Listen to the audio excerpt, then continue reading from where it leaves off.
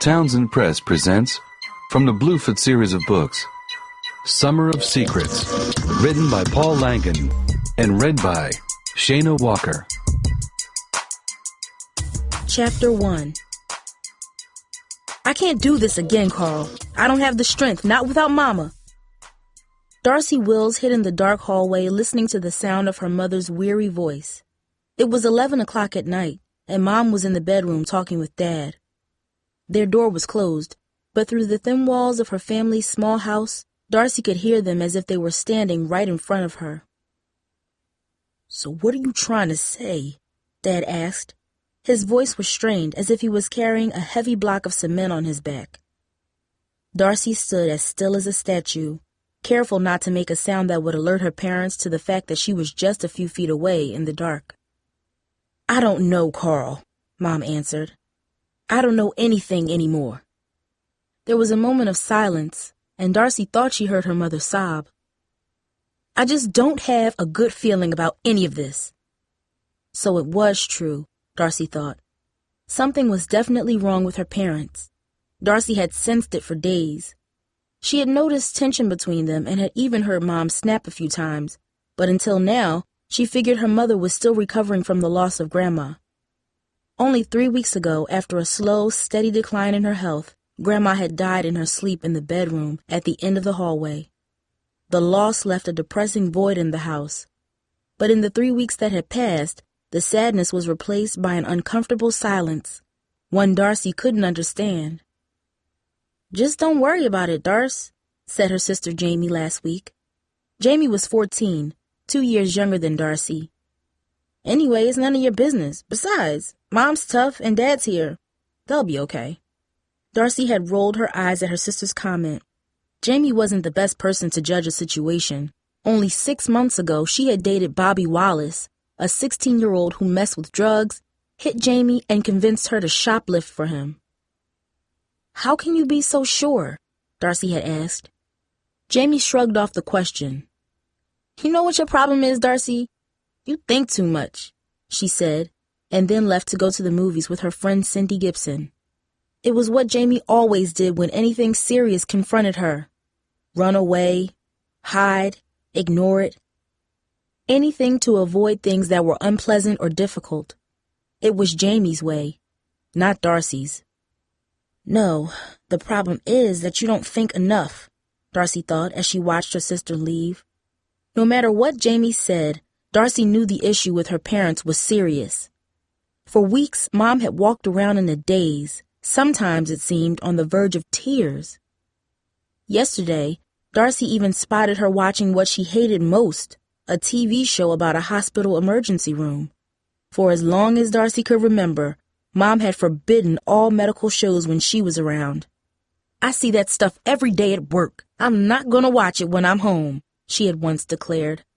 Mom was an emergency room nurse. Though she rarely discussed what she saw at the hospital, Darcy knew that her mother witnessed victims of shootings, stabbings, car accidents, and all sorts of diseases. No wonder she didn't want to see it on TV. But last night, she didn't even seem to notice the TV doctors trying to revive a patient who had had a heart attack.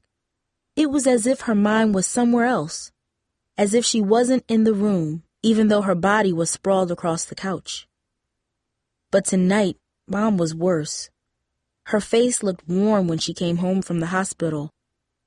It wasn't the usual tiredness that made her stretch out on the couch and sleep after she got home. It was deeper, as if Mom's spirit was drained like an old battery. "Are you all right?" Darcy had asked as Mom came in the front door, slumped onto the living room sofa, and sighed. She had not even said hello to Dad, who was making dinner for her in the kitchen. "I'm fine," Mom grumbled. Her voice had a hollow sound to it, as if she didn't believe her own words. Darcy was certain her parents were having serious problems. That had to be why Mom was acting so strange. The last time Darcy had witnessed her parents fighting was when she was in middle school, just before her father left.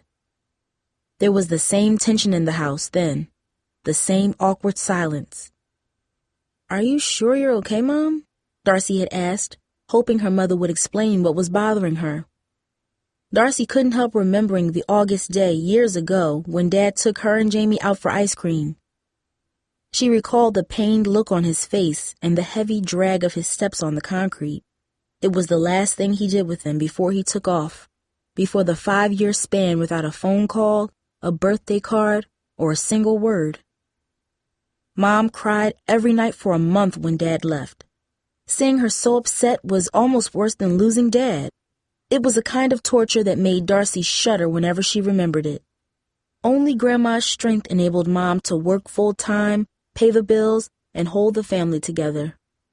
Now, Grandma was gone, and Darcy knew that if her parents split up again, there would be no one for Mom to turn to. "Yes, I'm sure," Mom snapped. "I'm just tired, you understand? And you know the one thing that bothers me most when I'm tired, it's people asking me what's wrong." "Sorry," Darcy said, stepping back. She had not expected Mom to get so angry. It was just more proof that there were major problems in the family. For the rest of the evening, Mom didn't say a word, even when Jamie came home a half-hour late from the movies. "Cindy's mom was late picking us up," Jamie explained as soon as she walked in. Darcy did not believe her sister. There was something rehearsed about what she said, as if she had practiced it a few times. But Mom didn't even acknowledge Jamie, who quickly grabbed the cordless phone from the kitchen and retreated into her room.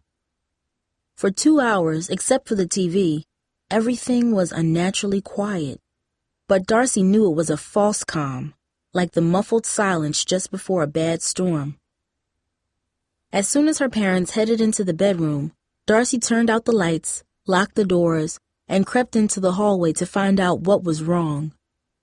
Now she stood outside her parents' bedroom, trying to catch pieces of their private conversation. "What can I say to make you feel better about this?" Dad said. Darcy could feel the strain in his voice. He was upset. "There's nothing you can say," Mom replied. "I'm too old for this, and I don't want to be in this situation again. I just can't do it again, Carl. I just can't." Suddenly, Jamie's bedroom door opened, and she stepped into the hallway. Darcy turned and tried to act as if she was walking toward her own bedroom. "What are you doing?" Jamie whispered, nearly running into Darcy. "Just going to bed." "No, you're not. You're listening to Mom and Dad, aren't you?" "No," Darcy whispered. "And keep your voice down." "Darcy, you're the worst liar. Even in the dark, I can tell you aren't telling the truth. Why don't you just leave him alone?" "Because something is wrong, Jamie. I know it. They didn't say a word to each other at dinner tonight. And even you had to notice that Mom's been out of it. I'm just worried." "Maybe she's just in a bad mood or something," Jamie said, but her whisper cracked. Darcy could see Jamie's eyes dart back and forth in the darkness. She was shaking her head the way she always did when she was upset. Though Jamie talked tough, Darcy knew that her younger sister looked up to Dad more than anyone in the world. Jamie would take it harder than anyone if Mom and Dad were having problems. "I hope that's all it is, Jamie," Darcy said, though she was sure it wasn't. And she suspected Jamie felt the same way. Jamie walked into the kitchen, hung up the phone she had grabbed earlier, and poured herself a glass of water. Darcy followed her. "Why can't things just be easy for once?" Jamie said, leaning against the kitchen wall. The two were silent for a second. Darcy wished Grandma was there to talk to, or that Hakeem, her ex-boyfriend, was somewhere nearby so she could call him. But Grandma was gone, dead from a massive stroke, and Hakeem was living in Detroit, far away from their crowded neighborhood in Southern California. "I don't want to think about something bad happening with Mom and Dad. I just can't deal with that," Jamie confessed between sips of water. "Like you said, maybe it's not that bad," Darcy replied, trying to keep her sister's spirits up. "Yeah, right," Jamie whispered bitterly. "When are things around here ever better than you expected?" Before Darcy could reply, her sister turned and walked out of the kitchen. "I'm going to bed," she said as she left. A second later, her bedroom door closed with a soft thud. Darcy stood at the edge of the dark hallway and listened. The house was deathly quiet, as if everything had been swept under a heavy blanket of gloom. Reluctantly, she decided to go to bed too. Lying in bed, Darcy stared at the shadowy ceiling of her room, unable to relax. It was so quiet, she could hear the rhythmic click of her watch on the other side of the room. Tick, tick, tick, like the heartbeat of some unwanted guest. Darcy's body was tired from a full day of work at Scoop's, the new ice cream parlor not far from Bluford High, where she had just finished her sophomore year, but her mind was wide awake as if she had just drunk 10 cups of coffee. It had been this way for days, even before she noticed the strange tension between her parents. As soon as it got quiet and she was ready to go to sleep, Darcy would remember the afternoon weeks ago when she was attacked by Brian Mason. Often the memory was so strong, it was as if he was in the room with her, pinning her down, threatening her again, making her heart race with fear. "What's wrong with you?" Brian's words still insulted her, bouncing inside her mind like ricocheting bullets. When he attacked, Darcy had struggled to free herself, but Brian's grip was strong, like a vice crushing her arm. Sometimes she still felt the pain from where he had pinned her against the couch in his apartment. "Stop it!" she had demanded. "Let me go!" It had been a nightmare that caught Darcy completely off guard. She had met Brian just before summer vacation began when she babysat for his sister LaSalle. At first, he seemed nice, and for a time Darcy was flattered by his attention, especially after her old boyfriend, Hakeem Randall, broke up with her. On the day of the attack, Brian invited her to spend some time alone with him, and she agreed, lying to her parents so they would let her out. But once she got there, Brian started getting physical with her. Too physical. "You're acting like a baby," Brian had yelled when Darcy tried to stop him from lifting up her shirt. Darcy could still feel him gripping her, his wet lips pushing against her neck, his roving hands, his musky smell. On that afternoon, he had touched her more than any boy, even Hakeem. No one except Mom and Dad knew of the attack. Not Jamie, not Hakeem, not even Tara Carson, Darcy's best friend. It was a secret, an invisible scar Darcy faced alone each night. If Dad hadn't shown up. Darcy could not bear the thought, yet she couldn't escape it either. She knew the dark corner it went to. It was the same conclusion every night. In 5th grade, just before Dad left, Darcy had gotten into a fight at school with a 7th grade boy who pulled her bra strap, making it snap painfully against her back. To the kid, it was just a joke, but Dad had seen what happened, grabbed the boy, and dragged him to the principal's office. "What's wrong with you, boy? You treat girls with respect, you hear me?" Dad had yelled, holding the kid's shirt in his clenched fist. Even the principal looked scared. It was then that Darcy knew her father would always keep her safe, would protect her when she needed it, would never allow anyone to hurt her. Dad had proved that again when Brian attacked. He had saved her. He had stopped Brian from going any further. He had found her and brought her home. But now, with her parents fighting, it seemed Dad might not always be there. Maybe he would go away again. Perhaps for good. Darcy trembled in her bed. If Dad hadn't shown up, if Dad wasn't there, if Dad leaves again. Darcy's mind raced as it had each night for the past week.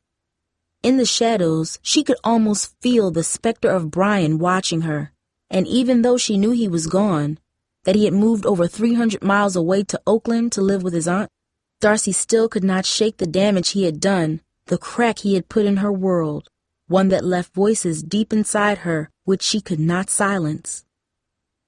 "You're not safe," the voices said. "Boys can't be trusted. The world is dangerous. Your father won't always be there to protect you." Chapter 2. "Can I help you?" Darcy asked the customer standing at the counter. She did her best to sound cheerful, but it wasn't easy. She was tired from not sleeping, and her mind was on her parents, not her job at Scoop's. Darcy had been working there for more than a week already. Dad had suggested she apply for the job when he saw a help wanted sign in the window. Located next door to Nico's Pizza, her favorite hangout, Scoops seemed as good a place as any to work. The same day Dad mentioned Scoops, LaSalle Mason had called to ask Darcy to come back to work babysitting. She assured Darcy that Brian was far away in Oakland and that he would be there all summer. Still, Darcy refused the offer, breaking into a cold sweat at the sound of LaSalle's voice. There was no way she would go back to LaSalle's apartment. Not after what happened. Never. Tamika Artis, the manager at Scoops, called Darcy the same day she dropped off her application. "You had the neatest application I've ever seen. If you want the job, it's yours. You can start tomorrow," Tamika had said. After a few hours of training, Darcy was working an 8-hour shift, wearing the white visor and the bright green Scoops apron. The outfit was so corny. Darcy was embarrassed to put it on, but her best friend Tara Carson stopped her from complaining the other night when the two talked. "Girl, just be glad you got a job. Ain't nothing embarrassing about that. I'd rather get paid to wear a dumb hat than to sit around all summer without a job," Tara had said. She worked full-time at the Brown Street Community Center. The center had a medical clinic and offered classes and job training programs for people in the neighborhood. It also had a daycare center, the Little Learning Spot, where Tara worked. "Yes, I would like a medium vanilla and chocolate twist," said the middle-aged man in front of her. "Could you make it quick? I'm in a hurry." Darcy grabbed a medium cone, went back to the large steel machine, pulled the silvery lever, and filled the cone with soft ice cream. She was careful to twist the ice cream perfectly, exactly as Tamika taught her. "Here you go," she said, gently handing him the cone. "Oh, that's not enough. Give me a large instead." The man looked at Darcy as if she held a rotten piece of food in her hand. Darcy took the cone back, put it on a paper dish, and gave the man a fake smile. "Whatever you say," she said, wishing she could dump the cone on the guy's head.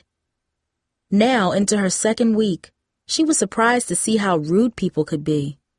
The man took the large cone without even a thank you. He didn't leave any money in the tip jar either. "What a jerk," she thought. "What's wrong with everyone today? That's the third guy I've seen today who's been rude. It's like they all decided to come in at the same time," said Haley, Darcy's coworker.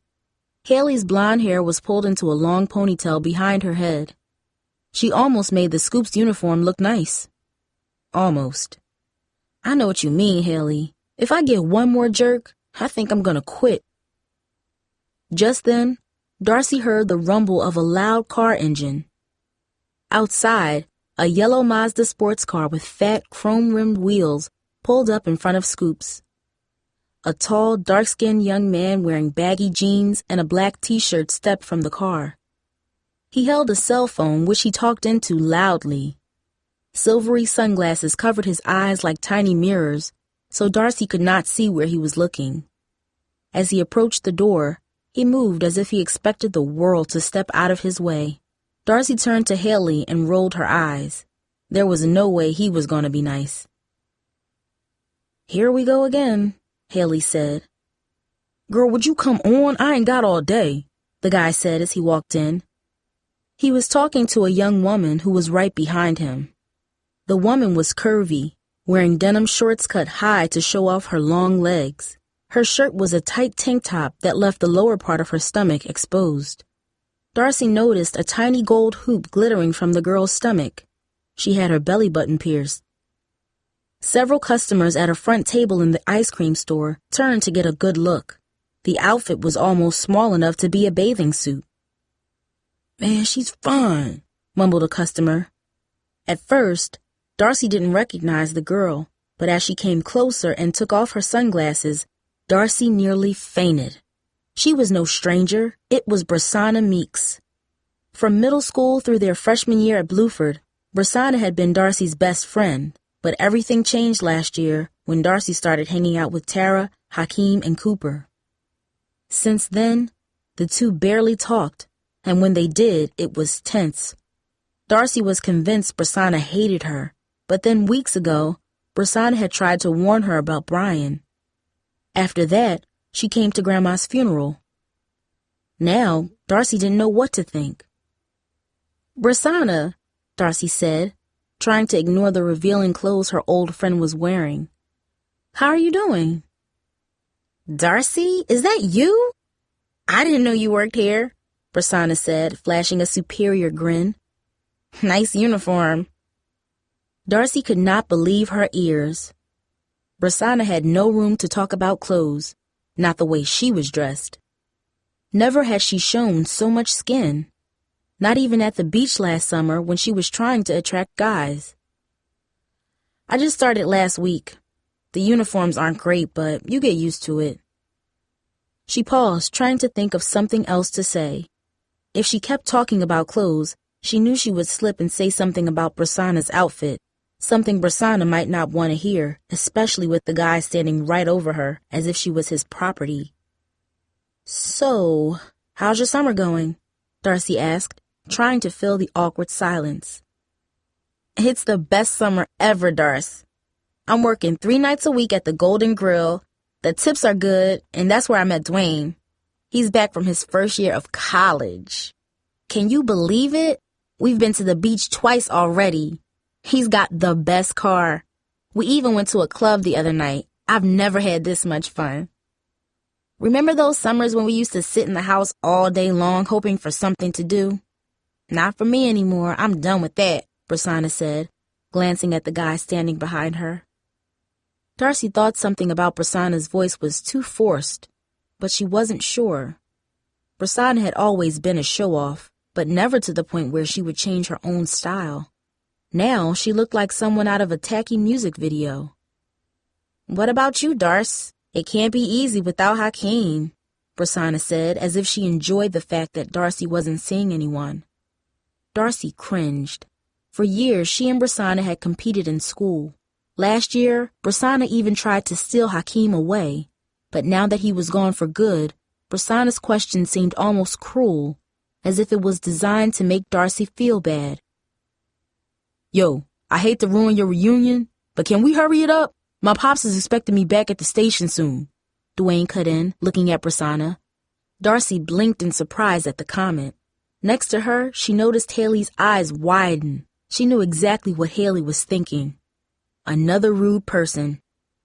"Yeah, sure, sorry," Darcy said, fighting the urge to tell Dwayne off. "What do you want?" "We'll take 2 mint smoothies," he said, his bassy voice deep and flat. For a second, Darcy caught him glancing up and down at her body. It made her feel uncomfortable, especially with Brasana standing right there. Darcy rushed to get the smoothies. When she came back, Dwayne had his hand on Brasana's hip, and she was leaning back into him. The two were in the middle of a slow kiss.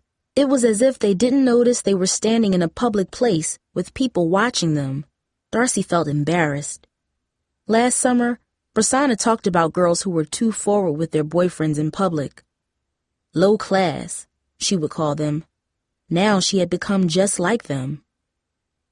"Here you go," Darcy interrupted, trying not to stare as she handed them their order.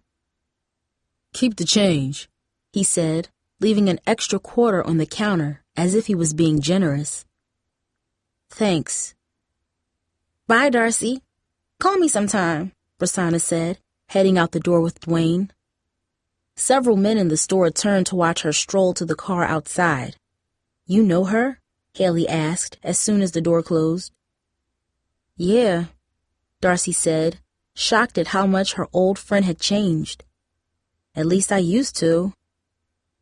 "I'd say she's just a little over her head," Haley added, wiping the counter and putting Dwayne's quarter in the tip cup. "I think you might be right." The whole scene made Darcy's stomach twinge. Outside, the Mazda did a U-turn in front of the store and raced off in a yellow blur of speed and noise. Too fast, Darcy thought to herself. Everything was going too fast. "I couldn't believe it, Tara," Darcy said to Tara later that night, describing Brasana's behavior and what happened at Scoop's. The two were at Nico's. Darcy had just gotten off work and agreed to meet Tara and Cooper for pizza. Cooper was late, so Darcy and Tara ordered a pizza and started eating. There they were, standing in line, practically going at it. "That's just nasty," Tara said. "Ain't nobody want to see that while they're trying to have their ice cream." I never saw the guy before, but I have to say there was something about Prasanna that didn't seem right. It was like she was just doing what he wanted. "She's normally annoying, but she never acted that way," Darcy said, grabbing a slice of the hot pizza. "Lots of girls think they gotta be someone else when they go out with a boy. It's sad. You see him dressing different and talking different, hoping that some boy's gonna like him. It ain't right, but that's the way it is for some girls," Tara said, taking a sip from her drink. "I had a cousin who was smarter than anyone," she continued, "but when she hung around boys, she pretended to be dumb. I was like, girl, if a boy likes you because he thinks you're dumb, then he's the wrong boy for you. Look at Coop. He knows I ain't perfect, but he likes me for me. I don't gotta be anything or anyone else. Same is true for him. Lord knows he ain't perfect, but that's all right, 'cause he's Coop, and I don't want him any other way," Tara said, wiping the pizza grease from her fingers. Darcy sipped her glass of ginger ale. "So what should I do about Prasanna, Tara? Do I say something to her, or just let her alone?" "It all depends on how serious it is," Tara said. "I mean, me and Prasanna don't mix, but if you think it's serious, you should say something to her. But I tell you what, I know that girl well enough to know she ain't gonna listen to you." "Yeah, but at least I'll know that I did the right thing." "There you go, girl, always looking out for everyone else. But what about you? How's your sister doing? I saw her the other night." "Really?" "Yeah, she was over Coop's house. I think she and his little brother Desmond are a thing." "What?" Darcy could not believe her ears. "Are you for real?" "Yeah, they've been hanging out a lot this past week. They're so cute. They remind me of me and Coop back in the day. Des can't spend enough time with her. If it was up to him, they'd always be together." Darcy felt her pulse quicken in her temples. The idea of her sister out alone with a boy, even Coop's brother, bothered her, and she did not like being the last to know what Jamie was up to. No wonder Jamie was always on the phone. "Darcy, are you okay?" "Yeah, I'm fine. Just thinking of something, that's all." "It's Hakeem, isn't it?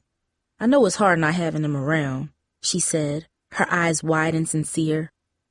"Just remember, Darce, you can't stop living now that Hakeem's gone. You gotta make sure you don't sit around feeling sorry for yourself. That won't help anything." "I know, Tara," Darcy said, smiling weakly. It was true she missed Hakeem, but that wasn't what was bothering her now.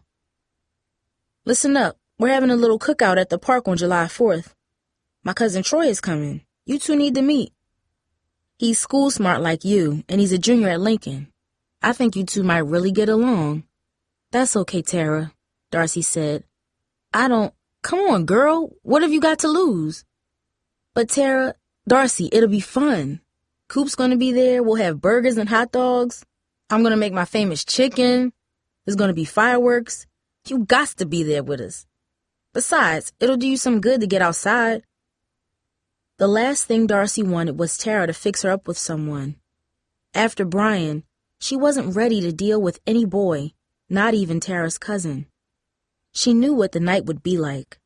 Tara and Cooper would be watching her every move, waiting for some spark with Troy. They would be on display, like the dead frogs in her biology class, pinned up in front of everyone so they could be examined, studied, analyzed. Darcy wanted no part of that. Darcy knew Tara had no clue why the idea of meeting a boy bothered her. Tara didn't know about Brian, or her nightly terrors, her inability to sleep. And sitting in Nico's, Darcy was not about to tell her now. Perhaps not ever. The memories were bad enough, but the idea of others, her friends, knowing how vulnerable she had been was 10 times worse. It filled her with shame, making her blush. "Well, spit it out, girl. Why you look like you just ate a piece of bad pizza?" Darcy cringed and tried to think of a lie to tell her best friend. Chapter 3. Just then, Tara looked up over Darcy's shoulder. "It's about time. she said suddenly. "Where you been at, Coop?" Darcy was grateful to see Cooper Hodden, Tara's boyfriend. She hoped Tara would drop the subject of the cookout. As Cooper approached the table, Darcy noticed he smelled of grease. A hand-shaped smudge of oil was streaked across the bottom of his dark blue work shirt. What surprised Darcy most was the angry scowl on his face.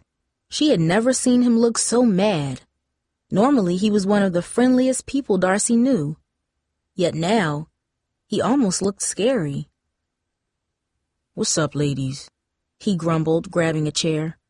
"Man, I had the worst day." "What happened?" Tara asked. "It's Dwayne Nye. If I have to work with him all summer, I think I'm going to go crazy. I don't care if he's in college. Me and that punk are going to have problems." "Calm down, Coop. Tell us what happened," Tara insisted. "Right now, you're sounding like a thug or something." Cooper leaned back and rubbed his forehead as if he had a headache. For the past 2 summers, he had been working as an assistant at Nye's Garage, an auto repair shop not far from his house. Darcy knew he planned to become a mechanic. He had joked about it many times. "The way I see it, people always going to need someone to fix their cars, so if I become a mechanic, I'll always have work and get paid. One day, there's going to be a Coop's Car Center in every neighborhood. People in like Kansas or Alaska or something will see my mug on a poster and say we got to go to Coop's to get our car fixed," Cooper kidded once. But Darcy believed him. Cooper might not have been the best student at Bluford, but he had more street smarts than anyone Darcy knew. He also had the magic ability to get along with almost everyone, and Cooper was already a skilled mechanic. He kept his old pickup truck running like brand new. Darcy had gone many places in the truck thanks to Cooper's skill, yet now, sitting at the table, he seemed ready to break something, not fix it. "The problem ain't my job, it's Dwayne, the owner's son. Since that boy got back from college, he acts like he can run the place, looking down at the rest of us like he's better than we are. Just 'cause he went to prep school and his dad's got money," Cooper said, shrugging his shoulders. "What happened, Coop?" "Dude lied and got me in trouble. That's what happened." "Huh?" "This afternoon, Mr. Nye asked me to set up 3 giant displays full of oil cans. It took me 2 hours to get it exactly the way he wanted them. Then Dwayne comes along, knocks the display over, and blames it on me. Cans were rolling everywhere, knocking into things. It was embarrassing, and Mr. Nye thinks it's my fault." "Why didn't you tell him what Dwayne did?" Darcy asked. "I tried, but he don't want to listen to me or anyone right now. He lets Dwayne run the show. Dude don't do jack around the place except for cause trouble and boss us around. None of the guys want to say anything because they're afraid they'll lose their jobs, so they keep their mouths shut." "I think you should just quit. That job ain't worth you being upset all summer. This is the 3rd time Dwayne started trouble with you," Tara said. "Besides, there's gotta be some other place you can work, Coop." "I know what you're saying, but I'm not running away from him. Mr. Nye ain't that bad, and Dwayne will be headed back to college in the fall anyway, so I just gotta stick it out until then. But I tell you, if he keeps pushing me, one of these days, I'm gonna push back." "You stop talking like that, Coop," Tara cut in. "That Dwayne can't get to you unless you let him. He can do and say whatever he wants, but that don't mean you gotta let it get to you." "Girl, I'm trying, but it ain't easy," Cooper said bitterly. He went on for several minutes about Dwayne and how he was always on his cell phone talking to girls while he was supposed to be working. "Dude is nothing but a show-off. It's like everything he does is just to let everyone else know he's the man. His yellow sports car, his expensive sunglasses, even his girlfriends are like that." Something in Darcy's mind clicked. Darcy had never met Dwayne Nye, but the description sounded familiar, too familiar. "Yeah, well, his daddy's money in college don't make him a man. Just 'cause he didn't go to Bluford don't mean he's any better than the rest of us. Sounds like someone needs to tell him that, you know what I'm saying?" Tara said, crossing her arms on her chest. "You got that right," Cooper nodded. "But while I'm working there, it ain't gonna be me." "I can't believe it," Darcy said finally. "Coop, was Dwayne wearing a black shirt today?" "Yeah. How'd you know?" Does he drive a yellow Mazda? Girl, are you psychic or something? Tara asked. Darcy's heart sank. No, I saw him today at Scoops. He's the one who's going out with Prasanna Meeks. Oh, no. She didn't just say that, Cooper said, glancing briefly at Tara. Girl, are you serious? She's serious, all right, Tara replied, absorbing what Darcy had just said. Darcy was just telling me that Dwayne and Prasanna were putting on a show for everybody. A show? They were all over each other in front of everyone at Scoops. For real? Oh, that's nasty. It was gross, Coop, Darcy agreed. Real gross. Man, you know Tara and I don't like Prasanna, but she's dating the wrong person. That dude is no good. Tara turned to Darcy and shook her head. I guess you got the answer to your question. You have to talk to her, but I still doubt she's going to listen. Darcy nodded. You're probably right, but I gotta try. She would do it for me, Darcy admitted, remembering the day Prasanna tried to warn her about Brian. Tara and Cooper looked at each other as if they were confused by Darcy's comment. Are you sure? Cooper asked finally. I don't mean to be rude, Darcy, but the last thing I remember Prasanna doing for you was when she tried to break you and Hakeem up. She don't seem to care about anyone but herself. Coop, why you gotta bring that old stuff up? Tara snapped. I'm just saying the truth. That girl don't have a nice bone in her body. You're wrong, Coop. You used to say the same thing about me before we became friends. And look at us now, Darcy said. Both of them turned and looked at her as if she was speaking another language. Prasanna's rude sometimes, but she's not a bad person. She came to my grandmother's funeral, and I know for a fact that if she thought I was in trouble, she'd try to help me. I gotta do the same thing for her. Whatever you say, girl, it's all you, Cooper replied, looking a little hurt. Darcy felt Tara studying her. She looked like she spotted something that disturbed her, yet she was quiet for several long seconds. Darcy looked at her watch. It was nearly 9 o'clock. So you gonna be with us on July 4th or what? Tara asked, breaking the silence. Darcy hesitated. She did not want to go, but she had no excuse. She could feel Tara's and Cooper's eyes boring into her. Come on, Darcy. Jamie's gonna be there with Des, Cooper added. Darcy shifted uncomfortably in her seat. Cooper hadn't meant anything by his comment, but it annoyed her that he knew more about Jamie than she did. Worse was the idea that Tara and Cooper had talked about hooking her up with Tara's cousin, like she had become some kind of charity case, someone to be pitied. But what bothered Darcy most was what she couldn't bring herself to admit to Tara or Cooper. The invisible grip that Brian's assault had on her life. Darcy felt as if she was trapped in an enormous web. Yeah, Darcy said reluctantly, burying her deepest thoughts from her closest friends. I'll be there. Tara said nothing, sipping her soda in unusual silence. Why didn't you tell me you were dating Desmond Haddon? Darcy asked Jamie as soon as she got home from Scoops. She found her sister lying on her bed reading a magazine, the cordless phone next to her. Darcy knew she was waiting for a phone call. "'Cause it's none of your business, Darcy," Jamie said, annoyance in her voice. "You're not Mom. I don't have to ask permission from you. Besides, when you started seeing that guy Brian after Hakeem moved away, I didn't see you talking to anyone about it. You still don't mention it. So don't start lecturing me about how I gotta tell you everything that I do." Darcy winced.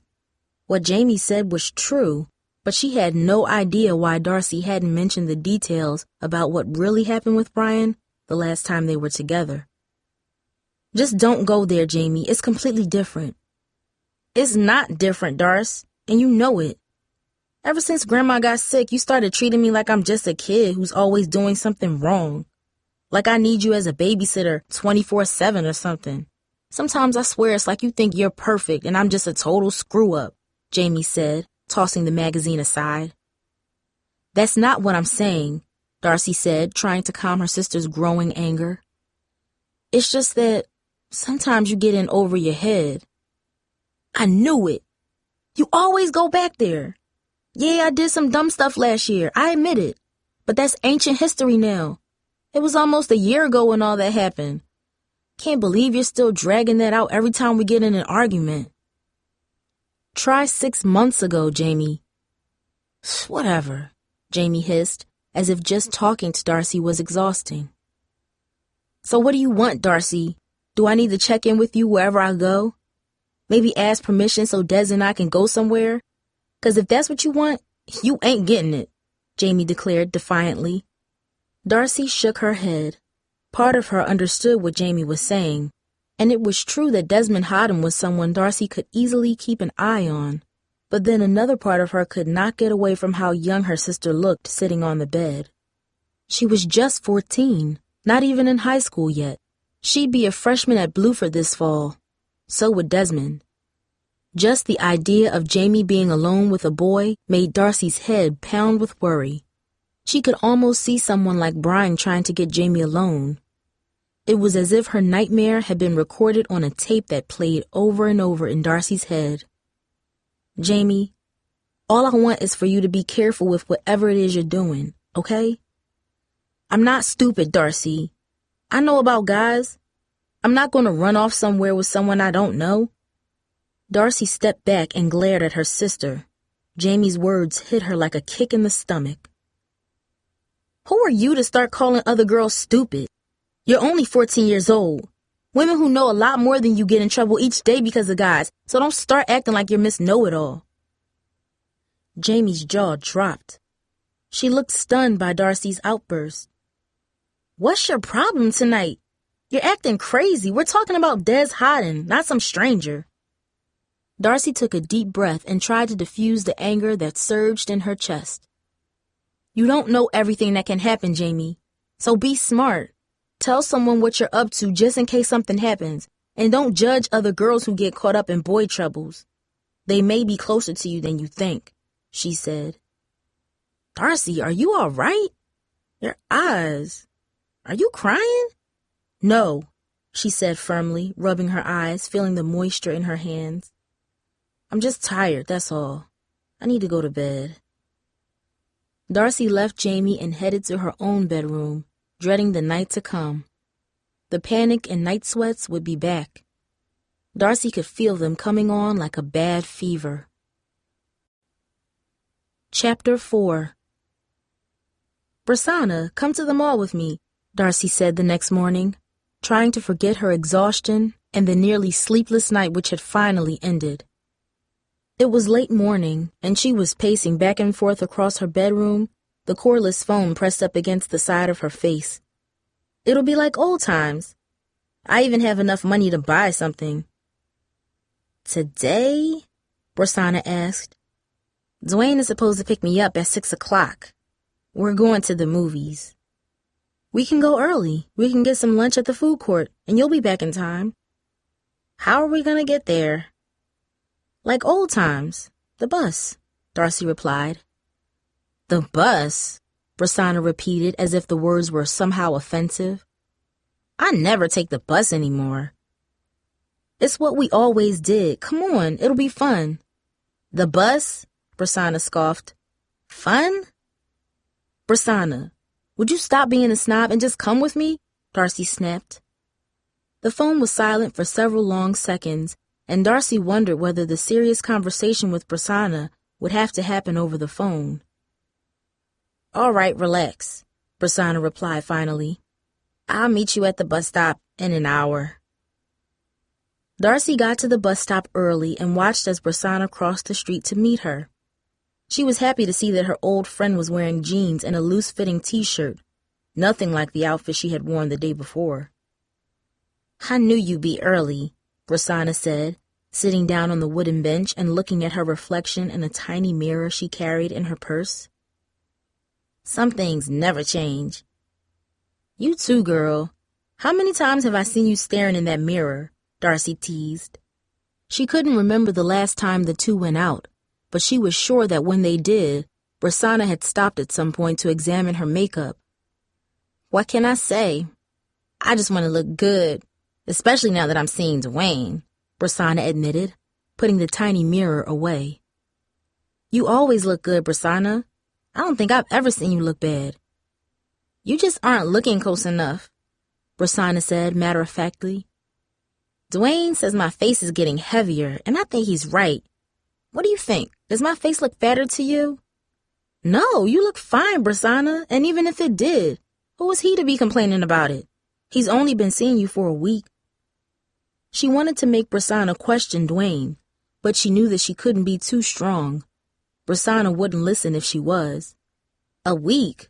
We've been dating for a month now. Where have you been? Prasanna challenged. Darcy was surprised that they had been going together that long, but it made sense. So much had happened to her in the last month of school that she had no idea what Prasanna was up to. Sorry, she said. I guess I've been a little distracted. Prasanna looked at her and smiled. It's okay. I knew you had a lot going on at home with your grandma and all. How's your mom doing? She's okay, just really tired, Darcy said, not wanting to admit her concerns about her parents to Prasanna. I think she's still getting used to Grandma not being around. My mom was a mess when Grandma died, Prasanna said, watching a woman walk up the street. I was so little I can hardly remember my grandma, but I remember my mom crying in church like she was a baby. It was scary. In the distance, Darcy could hear the growing roar of the bus coming down the busy street toward them. That's the worst. Seeing your parents upset? I hate that, Darcy said, thinking of her mother's behavior over the past few nights. I guess, but I don't have to worry about that. My parents don't talk enough to get upset about anything, especially me. As long as my grades are good and I don't come in too late, they leave me alone. Prasanna spoke strangely, as if she was boasting and complaining at the same time. The grumble of the bus grew louder and was followed by the skull-splitting whine of brakes and a cloud of sooty diesel smoke. A second later, the bus door opened with a noisy, metallic clap. Just like old times, Darcy said with a smile, getting in line. You call this fun? Prasanna replied, her face almost in a childish pout as she boarded the bus. The bus rolled slowly through the neighborhood, merged with the highway, and sped to the mall just outside the city. After a short walk, the two were standing right outside the food court at a giant T-shaped intersection in the heart of the mall. Crowds of people passed them on either side, while others eyed them from the second and third floor balconies. Teenagers were everywhere. Kids from the suburbs, the city, and every place in between, all moving along slowly. Some working at stores, others shopping, all of them people watching. Yo, ladies, you want to sit here with us? I'll buy you lunch, said a young light-skinned guy with dreadlocks sitting at a round table with his friends. Darcy turned away uncomfortably. Prasanna rolled her eyes but said nothing. Oh, come on, why you gotta be that way? The guy added. Two other teenage guys at the table laughed. Just give me your digits, baby. You better give up, bro. You're embarrassing yourself, said one of the guys to his friend. Let's go, Darcy urged, suddenly feeling nervous. Don't worry about it, Darcy. It's no big deal, Prasanna said, following her away from the food court. Darcy nodded, saying nothing about the sudden wave of dizziness that swept over her, the nervous tremors in her hands or the loud pounding in her chest. She had been coming to the mall with Prasanna since middle school. Guys were always yelling stuff to them, especially in the summer when everyone was out of school. Once or twice, they had even stopped and talked to them. Prasanna would flirt, sometimes giving away a fake phone number, joking afterwards that she would never call anyone she met at the mall. It was all harmless back then, but now it made Darcy feel threatened, unsafe. You all right? You look like something freaked you out. Yeah, I'm fine. I just didn't feel like dealing with them right now, Darcy said, trying to calm herself and stop Prasanna from staring at her. I don't understand what guys are thinking when they act that way. Like I'm gonna hook up with him because he yelled at me in the middle of the mall. Please. What are you getting so upset for? Guys do that all the time. Yeah, well, maybe they shouldn't, Darcy snapped, looking over her shoulder just to make sure they were alone. Geez, someone's having a bad day, Rosanna said, putting her hand on her hip and raising one eyebrow at Darcy. Well, I came here to do some shopping, and that's what I'm going to do. You coming?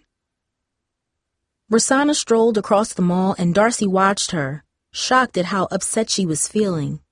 For a second, she had wanted to run away, even though she figured the guy meant no harm. Whatever he had intended, Rosanna was right. It had freaked her out. Darcy knew it had to do with the nightmares, with Brian. Darcy followed Rosanna and wondered how she would ever talk to her about Dwayne. Maybe she'd just do it another time, she thought. Or maybe Rosanna really didn't need to talk. After all, she wasn't the one getting panicky in the mall just because of a dumb guy, Darcy thought. But then she noticed where Rosanna was going. Up on the second floor of the mall, behind Steppen, where Darcy and Tara always bought shoes, was a shop they had often joked about. For ladies only. It was a store that specialized in women's clothing, especially bathing suits and sleepwear, and Darcy had passed it dozens of times, but rarely went in. The place just wasn't her style. Everything seemed too frilly and cost too much. Coop always says he's going to buy me something nice from there, but I tell him, boy, save your money, Tara once said. Hakeem never even mentioned it.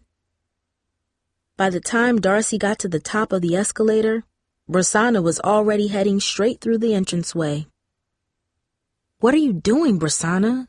Darcy thought as she stopped outside the door. Inside the front glass displays were mannequins wearing lacy nightgowns and fancy pajamas. Darcy felt a little uncomfortable looking at them. She wondered if other people were watching her. Ooh, look, a sale, Rosanna said excitedly, moving deeper into the store. Reluctantly, Darcy entered. As soon as she stepped inside, she inhaled the overpowering fragrance of perfume.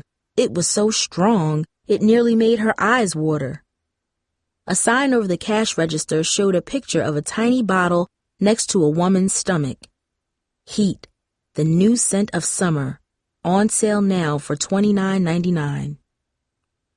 No thanks, Darcy thought to herself. The scent reminded her of a mixture of overripe strawberries and smoke.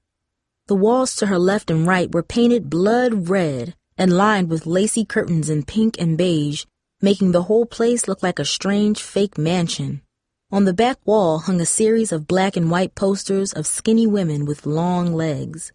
Darcy had been to the store a few times. Her Aunt Charlotte had even bought her a pair of expensive pajamas from the store for Darcy's 15th birthday. Now this is real silk, Aunt Charlotte had said. Now that you're a young woman, you should have something nice. This is what a queen wears when she goes to sleep, Aunt Charlotte said when she gave her the pajamas. Darcy had worn them once and left them in the back of her drawer. Sweatpants and a cotton t-shirt were more comfortable. Up until last year, Rosanna had been the same way about clothes. Yet now, she moved through racks as if she had been there many times. Come here, check this out, Rosanna exclaimed. She was holding a white bikini that Darcy wouldn't dream of putting on. Isn't it nice? Dwayne says he wants me to get a nice bathing suit. You think he'd like this? Darcy looked at the bathing suit again. It looked no bigger than a pair of socks. You'd wear that for him? Yeah, Rosanna said. Why, do you think there's something wrong with it? Maybe a different color? Darcy shifted uncomfortably. This was her chance, though she could hear Tara's voice in her mind. She ain't gonna listen to you. No, it's not about the bathing suit, Rosanna. It's just... Darcy stammered. Just what? Go ahead and say it. Don't you think you're moving just a little too fast?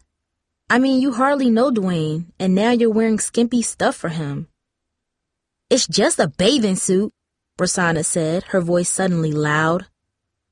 But yesterday at Scoops, you two were all over each other. I've never seen you like that before. You seem so different. Maybe because now I'm happy. Did you ever think of that, Darcy? Rosanna said, saying her name as if it were an insult. What do you care if I act a little different? I'm your friend, Brasana. That's what friends do. They look out for each other when they see something wrong. Yeah, well, nothing's wrong, Brasana insisted. The only problem is that you can't handle that I'm happy with Dwayne. I can understand if you're jealous. I mean, I know it must be hard without Hakeem around and all, but that doesn't mean you have to get up in my face like I'm doing something wrong. Jealous? Darcy exclaimed. She couldn't believe her ears. Think about it, Darce. Your boyfriend's gone, I've got Dwayne, and as sorry as it seems, even Tara's got a boyfriend. The only one who doesn't is you, and you can't stand it. Girl, you are so wrong, Darcy said, trying to keep her cool. What I'm trying to say is that Dwayne doesn't seem right. Don't even start with me, Darcy, Brasana said, shaking her head as if what she heard disgusted her. I can't even believe you're talking to me like this. For once, I have someone that makes me feel good, and all you want to do is mess it up. I don't even want to talk about this. Brasana, I'm not trying to mess anything up. I just don't want you to rush things. You know, just slow down, Darcy said. Brasana sighed and looked at the bathing suit thoughtfully. You know what Dwayne said to me? He told me he loved me. We were at the beach in his car, and he looked at me with his dark eyes and said it. I didn't know what to say. Looking at her, Darcy knew Brasana meant every word she said. But at the same time, Darcy doubted that Dwayne's words were sincere.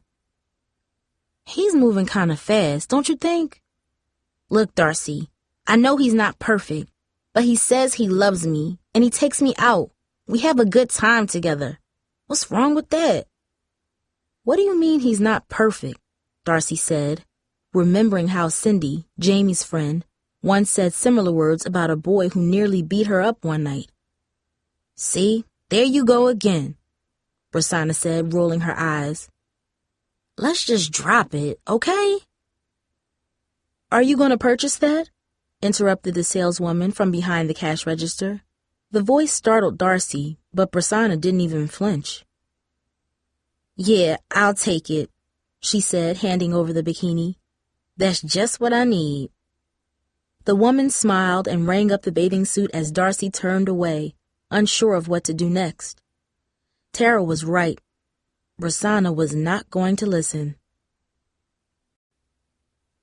Chapter 5.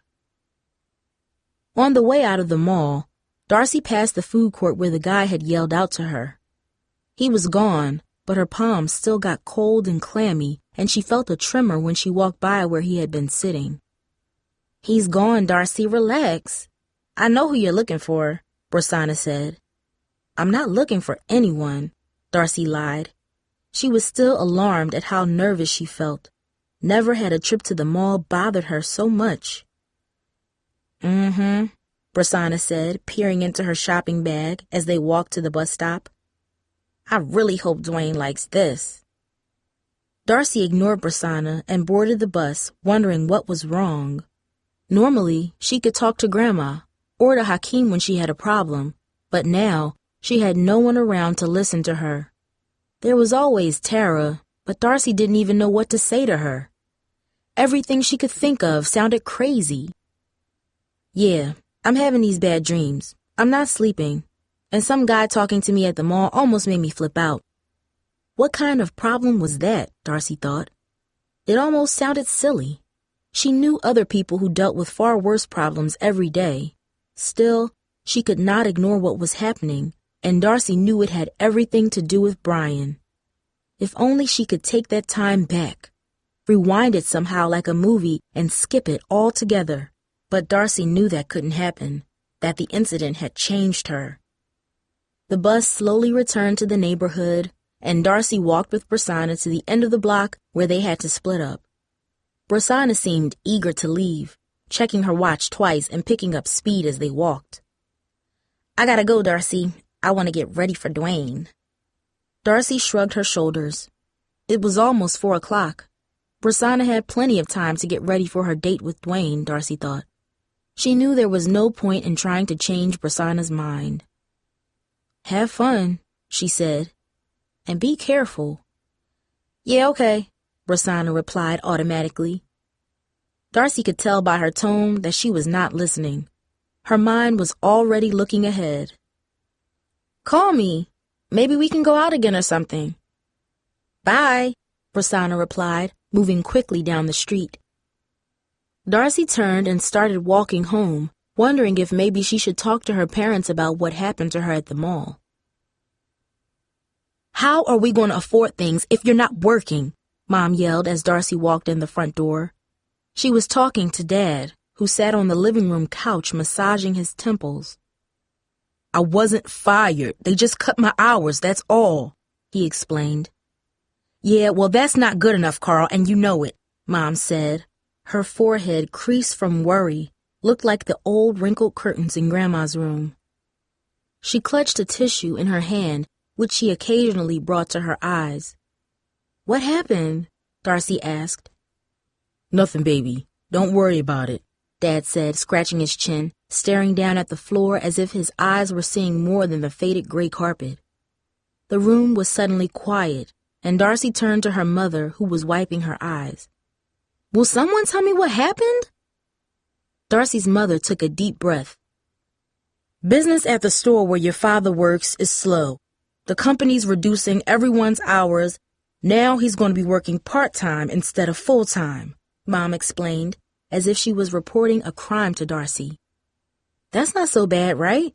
Darcy asked, remembering how the whole family used to live on Mom's income alone.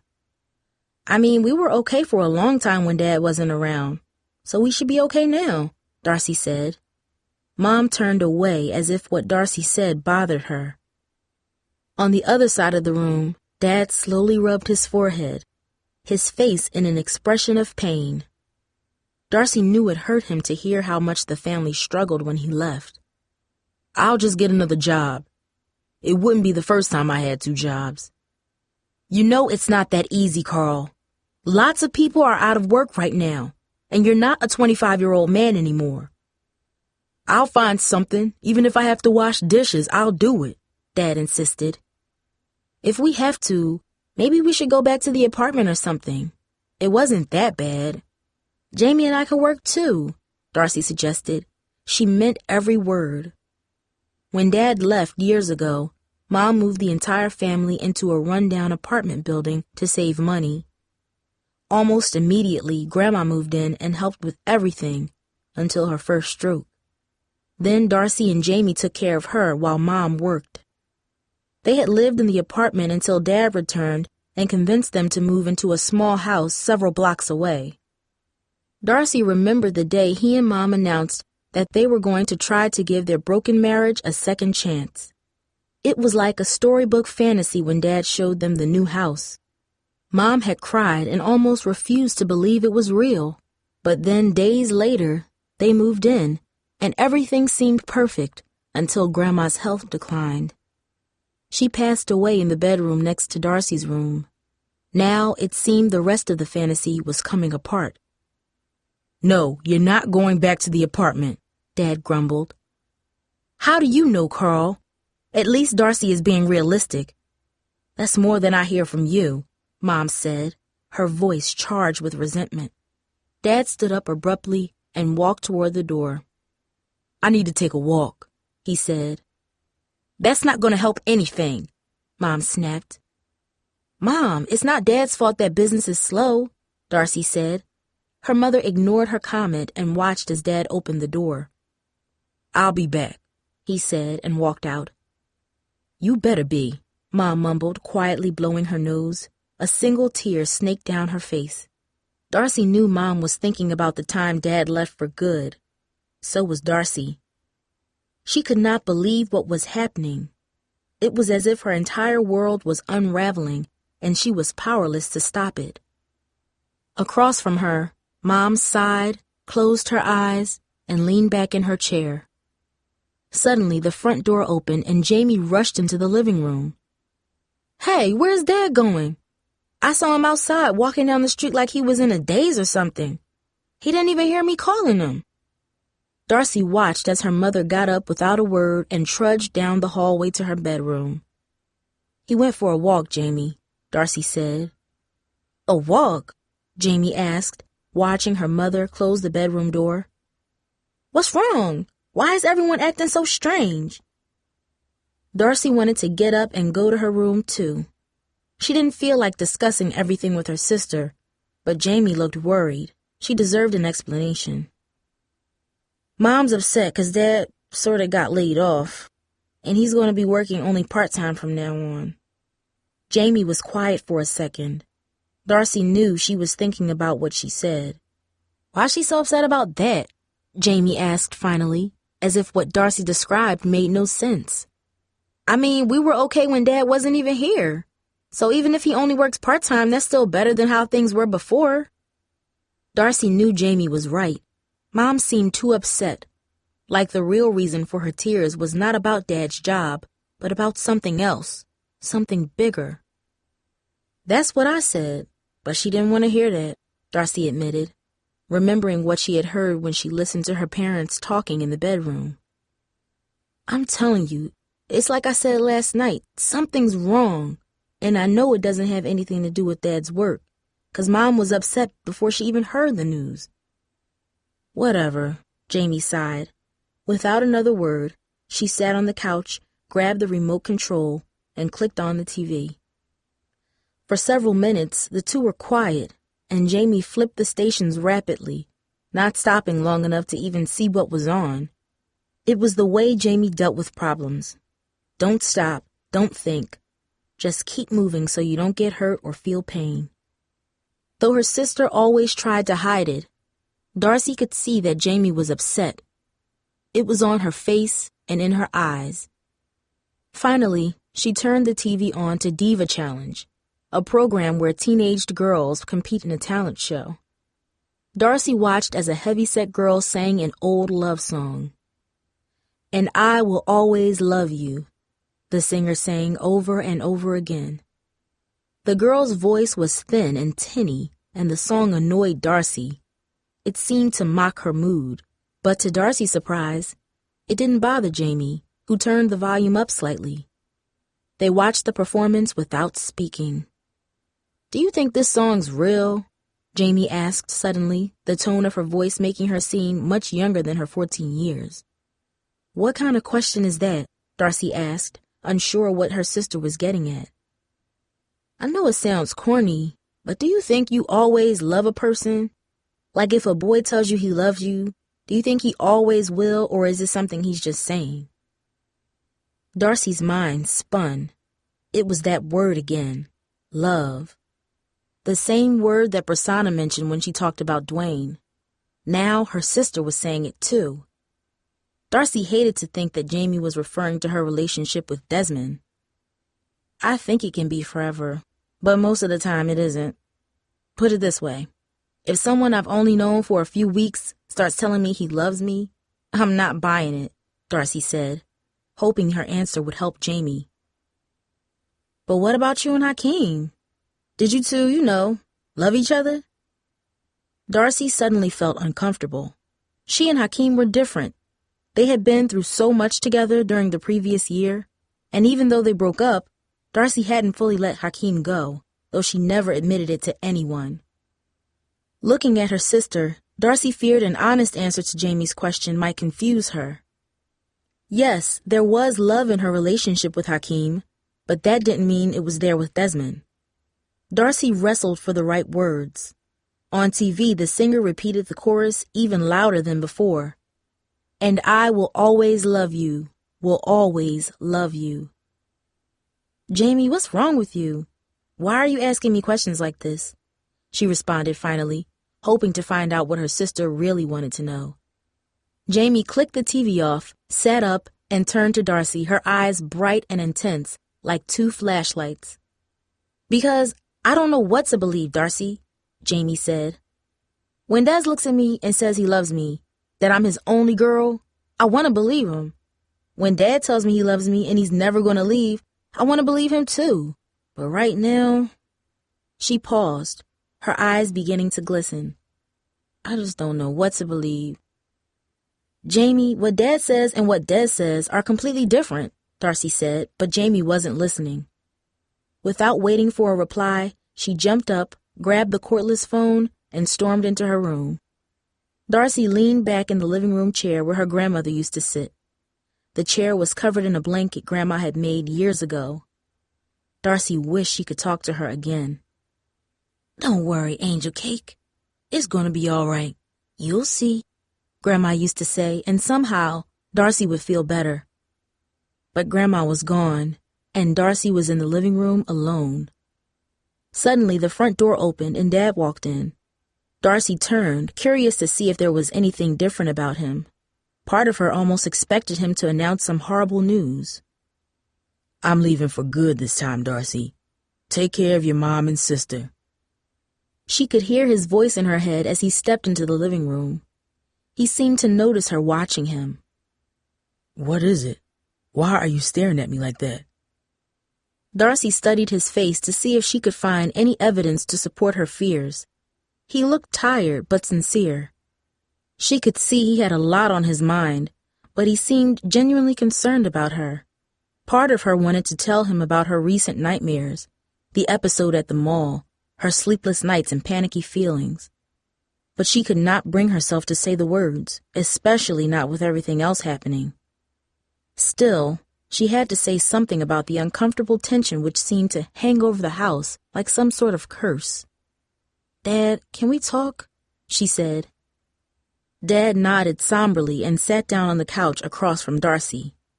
He took a deep breath as if he expected bad news from her. "What's on your mind?" "You and Mom, are you guys okay?" Her father rubbed his temples. "Yeah, we're okay, Darcy." "Then why are the two of you always upset? And how come Mom's been crying so much?" "Did you talk to her about it?" "I tried, but all she says is that she's tired. I know she's not telling me everything. I'm not stupid," Darcy said. "Are you guys having problems again?" "Darcy, look, you're just going to have to trust me on this. Your mother and I are dealing with a lot of stuff right now, but it's not your fault, and there's nothing you can do about it. So as soon as we're ready, we'll all sit down and talk with you and Jamie about it. But right now isn't the time." "But Dad..." "Darcy, trust me.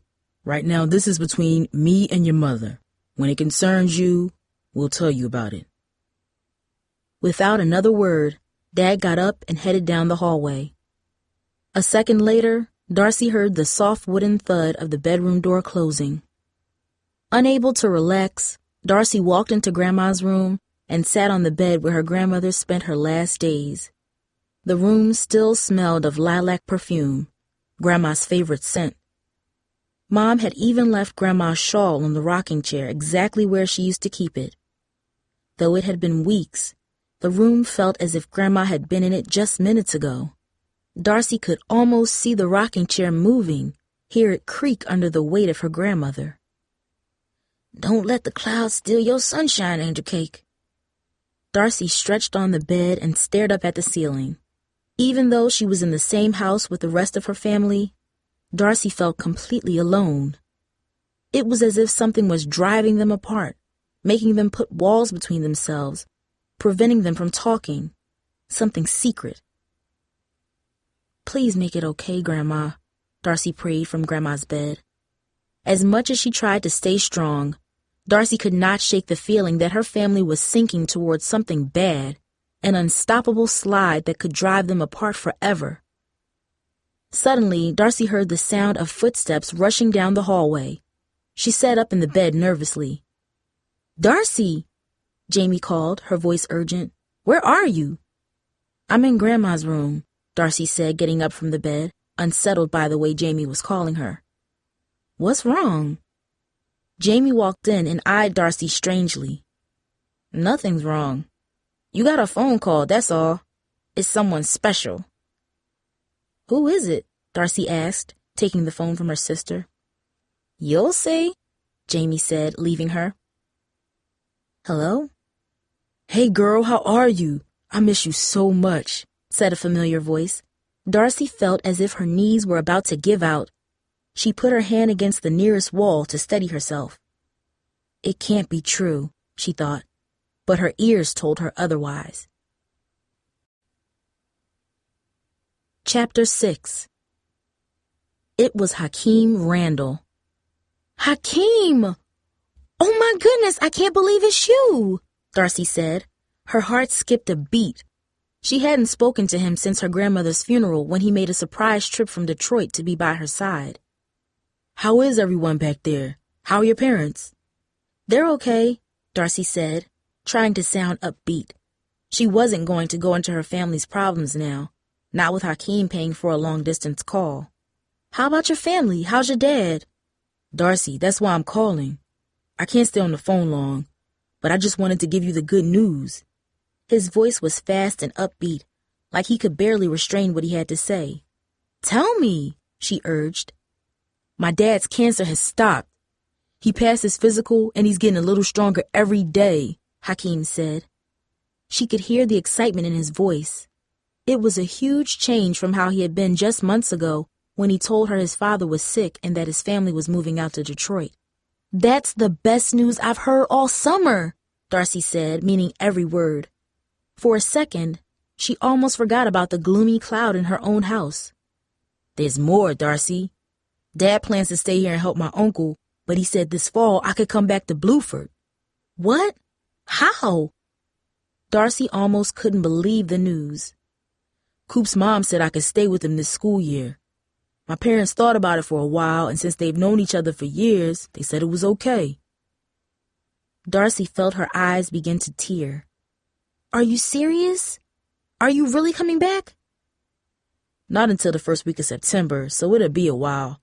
But I wanted to tell you myself. I can't wait to see you. I miss you big time. I miss you too, Hakeem, Darcy said, wanting to reach out to him. She wished he was next to her so they could talk. Yet as she thought about it, she did not know what she would say. How could she ever tell him about the time she spent with Brian Mason? Would he be disappointed or blame her for what happened? Would he somehow see her differently, think less of her because she had allowed Brian for a time to touch her? It was a secret she would have to keep. There was no way she would let it ruin the news of Hakeem's return. Well, I should go, Darcy. I just wanted to let you know. Maybe we can go to the junior prom next year after all, he said. You better ask me first, she teased. I think I just did. Then you have a date, she answered, almost laughing. I'm there already, he replied. She could hear other people talking to Hakeem in the background over the phone. Though there were several voices, one was clear. Come on, we got work to do, cuz. You gotta hang up that phone. Darcy listened as Hakeem yelled something and then spoke to her quickly. I wish I had more time, Darcy, but I gotta go now. I'll be there this fall, I promise, he added. When she hung up the phone, Darcy wiped tears from her eyes. Her first boyfriend was coming back. It was the best news she had all summer, and for a time, she allowed herself to enjoy it, like a favorite dessert eaten slowly. The next morning, Darcy woke up totally confused. She heard the sound of women's voices coming from the living room, and she looked at the clock. It was 8:45, and Darcy didn't have to be at Scoop's until noon. Since the school year ended, Darcy had started sleeping late, especially since the nightmares had begun. She wanted to roll over and go back to sleep, but the sound of the voices made it impossible. Who was talking? She wondered, getting up and heading to the edge of the door. I can't believe you let yourself get into this position again, Maddie. At your age? Darcy recognized the voice immediately. It was her Aunt Charlotte, Mom's sister. Charlotte had never liked Dad, and she always acted as if she was somehow better than everyone else. She lived alone in a nice townhouse outside the city, and Darcy couldn't stand her because she was always judging everything. And in her eyes, Dad, the new house, and even Jamie and Darcy's behavior never measured up. Look, I didn't ask you to come here today. And if all you're going to do is tell me about my mistakes, you can just leave, Mom said. Now you don't have to get upset. I came here so I could go with you today, and that's what I'm going to do, Aunt Charlotte said. Just because Carl has made another mistake and can't be here doesn't mean I shouldn't be. Charlotte, please, Mom yelled. If I knew you were going to be like this, I wouldn't have even called you. Now let's go. I don't want to be late. Darcy listened as the two women walked out and locked the door behind them. The house was quiet. Jamie's door was still closed, and Dad was out already. Darcy felt a nervous tremble in her stomach. Something strange was going on, but what? At Scoops, business was busier than ever. For the first time in a week, the summer heat was scorching the city, making people rush in to get something cool to eat and escape the hot sun. It was so busy that Tamika, Darcy's manager, was forced to work side by side with her and Haley just to keep the lines down. At 4 o'clock, Darcy noticed a yellow sports car pass by outside. It looked exactly like the one Dwayne drove. Minutes later, a pretty, light-skinned girl with green eyes came in wearing a UCLA t-shirt. "Can I get 2 mint smoothies?" she asked. It can't be, Darcy thought to herself. It was the same order she prepared for Prasanna and Dwayne the other day. Darcy handed her the smoothies and collected the money, carefully studying the girl's face. "Thank you," the girl said, walking out. Alarm bells were going off in Darcy's head. She had to find out one way or the other if the girl had anything to do with Dwayne. Quickly, she turned to Haley. "I need to take a 5-minute break. I'll be right back." "Now?" Haley protested. "It's too busy, Darce." 2 minutes, that's all I need, she said, taking off her apron and visor and rushing out the door. Outside, the hot afternoon wind blasted Darcy like exhaust from a giant furnace. The girl had already vanished. Darcy scanned up and down the main street looking for the t-shirt. While there were people everywhere, the girl was not one of them. Darcy rushed to the nearest corner. Beneath her feet, the sidewalk was hot, making the bottoms of her shoes soft and gummy. Up ahead, about 30 yards away, she spotted the yellow sports car. The door was open, and the girl was just easing into the passenger seat. In a second, the door closed, and Darcy saw her lean toward the driver for an instant, as if she was kissing him, but the bright glare of the sun made it impossible to tell for sure. Darcy was about to move in for a closer look when the car sped off. There was no doubt in Darcy's mind. Dwayne was behind the wheel, and though she really couldn't see, Darcy was sure the girl was more than just Dwayne's friend. "He's cheating on you, Prasanna," Darcy said to herself, making her way back to Scoops, the anger in her chest burning like the summer sun that blazed overhead. "Just stop it," Prasanna yelled over the phone. It was a little after 9 p.m., and Darcy decided she had to tell Prasanna what she had seen. "I don't want to hear it." "Prasanna, it's true. I saw him with my own eyes," Darcy insisted. "Darcy, this is the lowest I've ever seen you go. I know you're lonely and jealous, but I never imagined you'd do something like this." Darcy struggled to control her temper. "Prasanna, you've got to believe me. Ask Dwayne where he was this afternoon." "What's your problem, Darcy?" Prasanna demanded. "Even if Dwayne was cheating on me, which he's not, what do you care?" Darcy paused, the words all jumbled in her mind. "Because you would say something to me if I was seeing someone who was no good for me," Darcy said. "You did it when I saw Brian Mason, and I'm doing it for you now." "Look, Darcy, I don't know what happened to you this summer, but you got serious issues. You were freaking out at the mall, and now you're freaking out at me. I don't know what your problem is, but you're just plain wrong." Prasanna's comment hit Darcy like a punch in the stomach.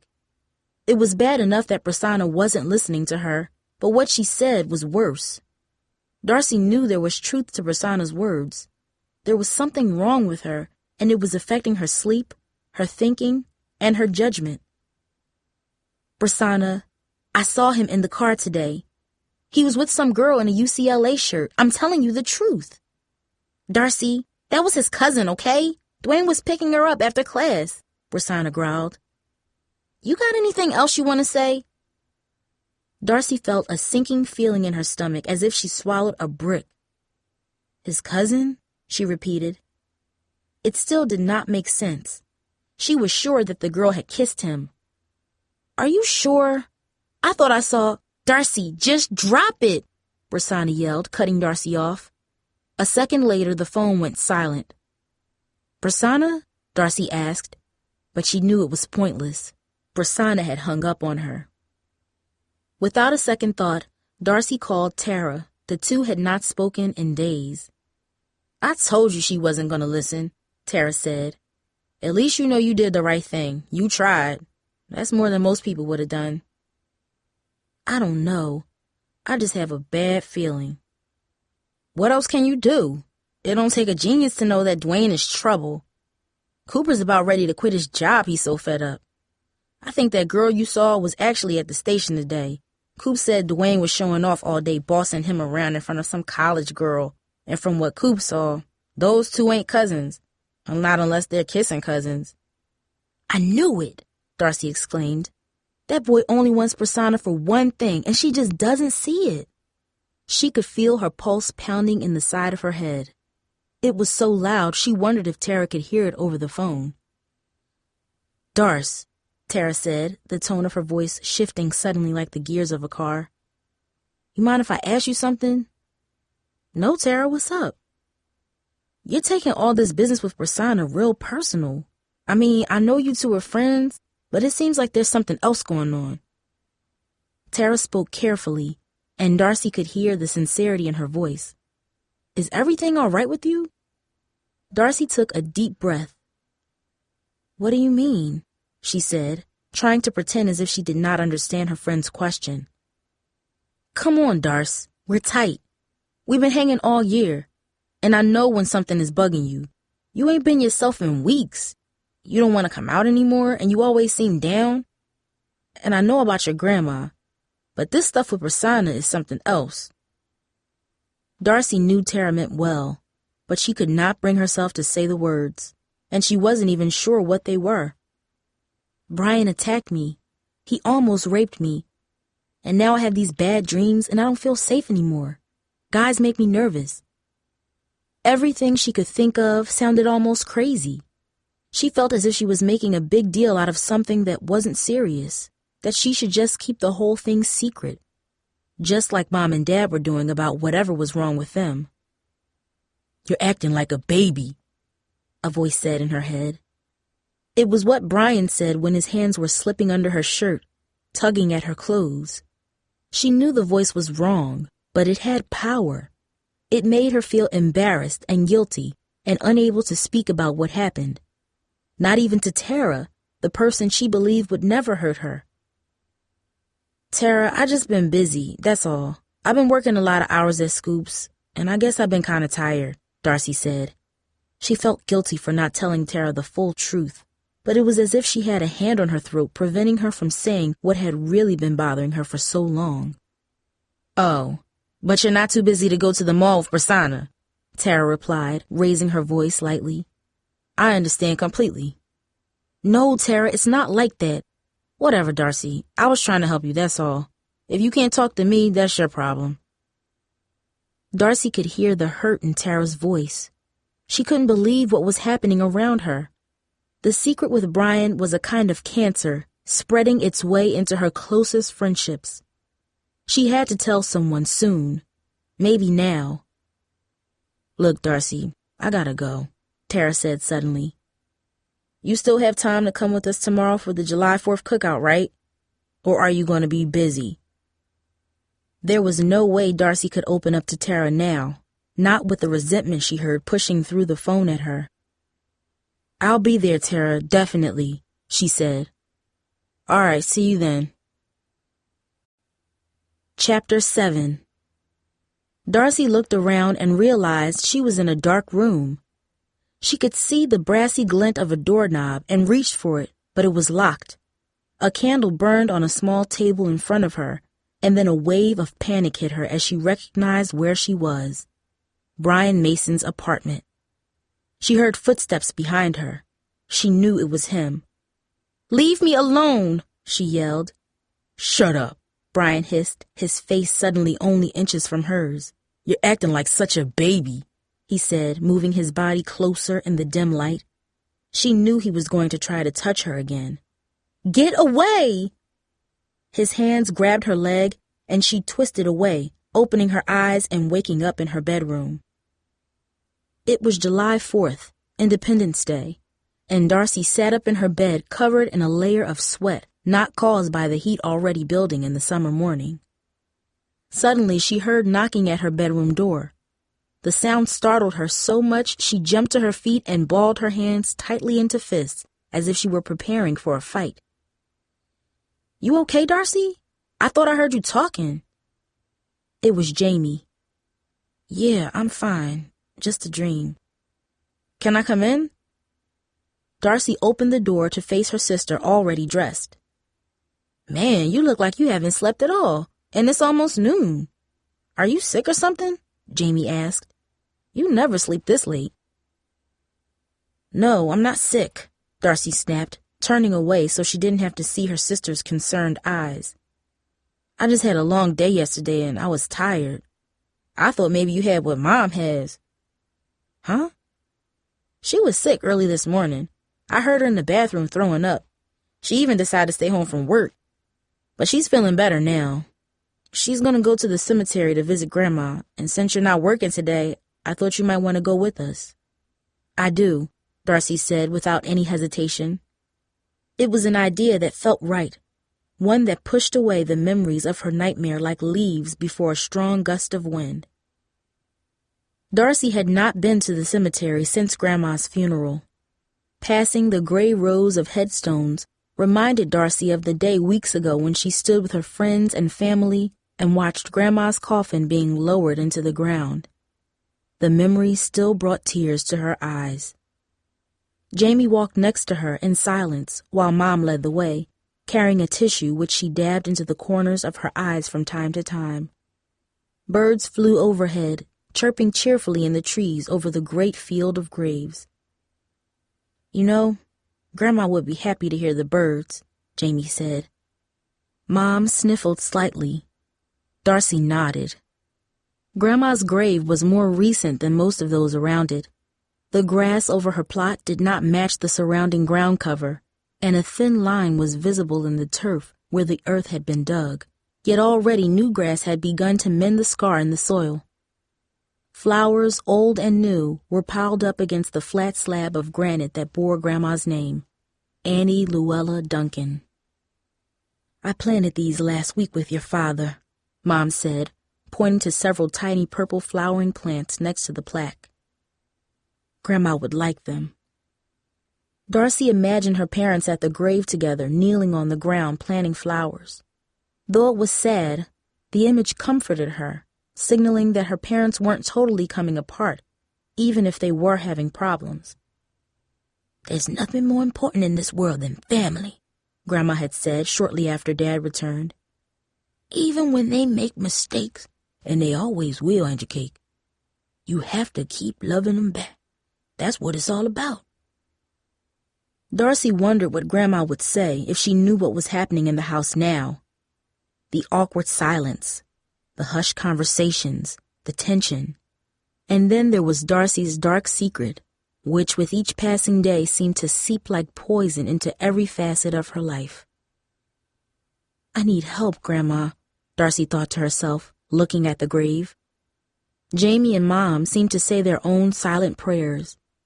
Divided by their thoughts, the three of them stood together in front of Grandma in respectful silence. At 5 o'clock, Darcy took a shower and did her best to conceal the circles under her eyes. She had agreed to meet Tara and Cooper at the park at 6:30.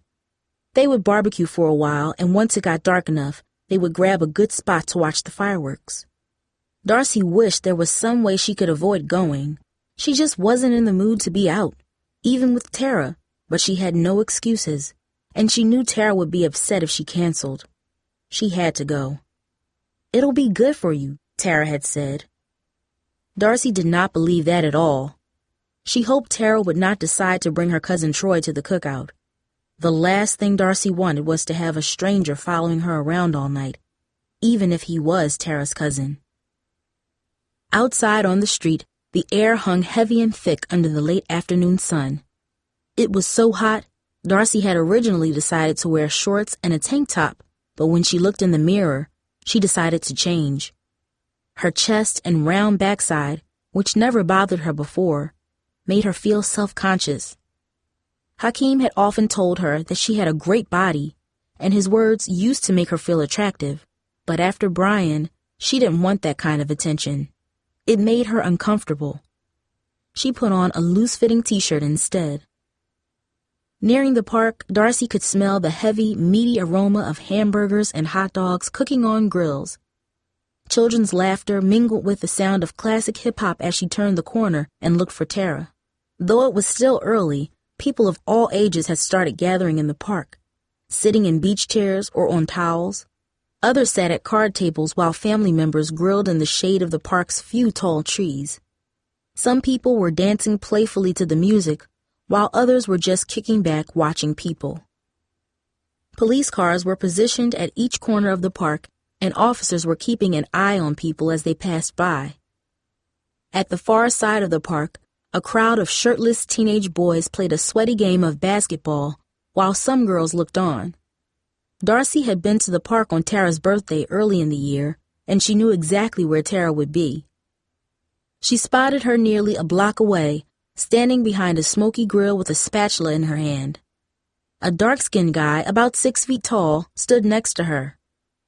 "Troy, grab me some rolls," Tara yelled to the guy at her side. Overhead, a cloud of smoke billowed into the sky. Darcy cringed. Troy was there. The whole night, Tara would be watching them, trying to get them to talk. Tara, the unwanted matchmaker. "Girl, give me 1 second," Troy protested. Facially, he had Tara's wide nose and friendly eyes, but he was built skinny like Hakeem. "1 more second and you're going to have to eat burnt burgers," she replied. Troy handed her the rolls and then noticed Darcy. "Hi," he said with a smile, checking her out.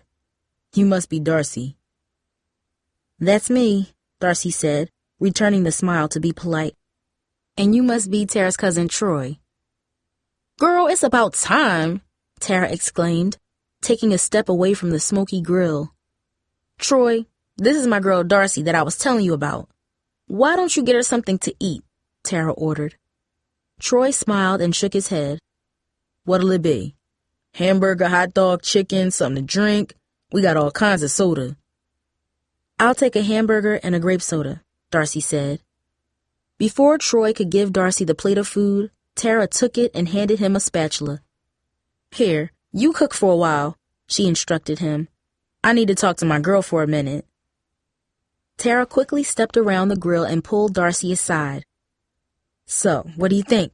I know he's my cousin and all, but ain't he fine?" Darcy nodded. It was going to be a long night, she thought to herself. "He seems really nice, Tara." "He thinks you're pretty, too," Tara said. "I can tell." "Tara," Darcy said, making sure not to sound upset or angry, "I'm not looking for a boyfriend." "I know, Darce, and Coop told me that Hakeem's coming back this fall, but that's a long time away, and I just thought it would do you some good to hang out for once. Besides, Troy's not a player like most of the guys around here," Tara said. "Hey, look who it is." Darcy turned to see her sister and Desmond Hodden walking together, holding hands. "How you doing, girl?" Tara said to Jamie, and then turned to Desmond, who looked like a miniature Cooper. "Where's your brother at? He's supposed to be here by now." "Far as I know, Coop's at the station. He said it was closing early, so he should be here any minute." Desmond and Jamie went over to the grill to get some food.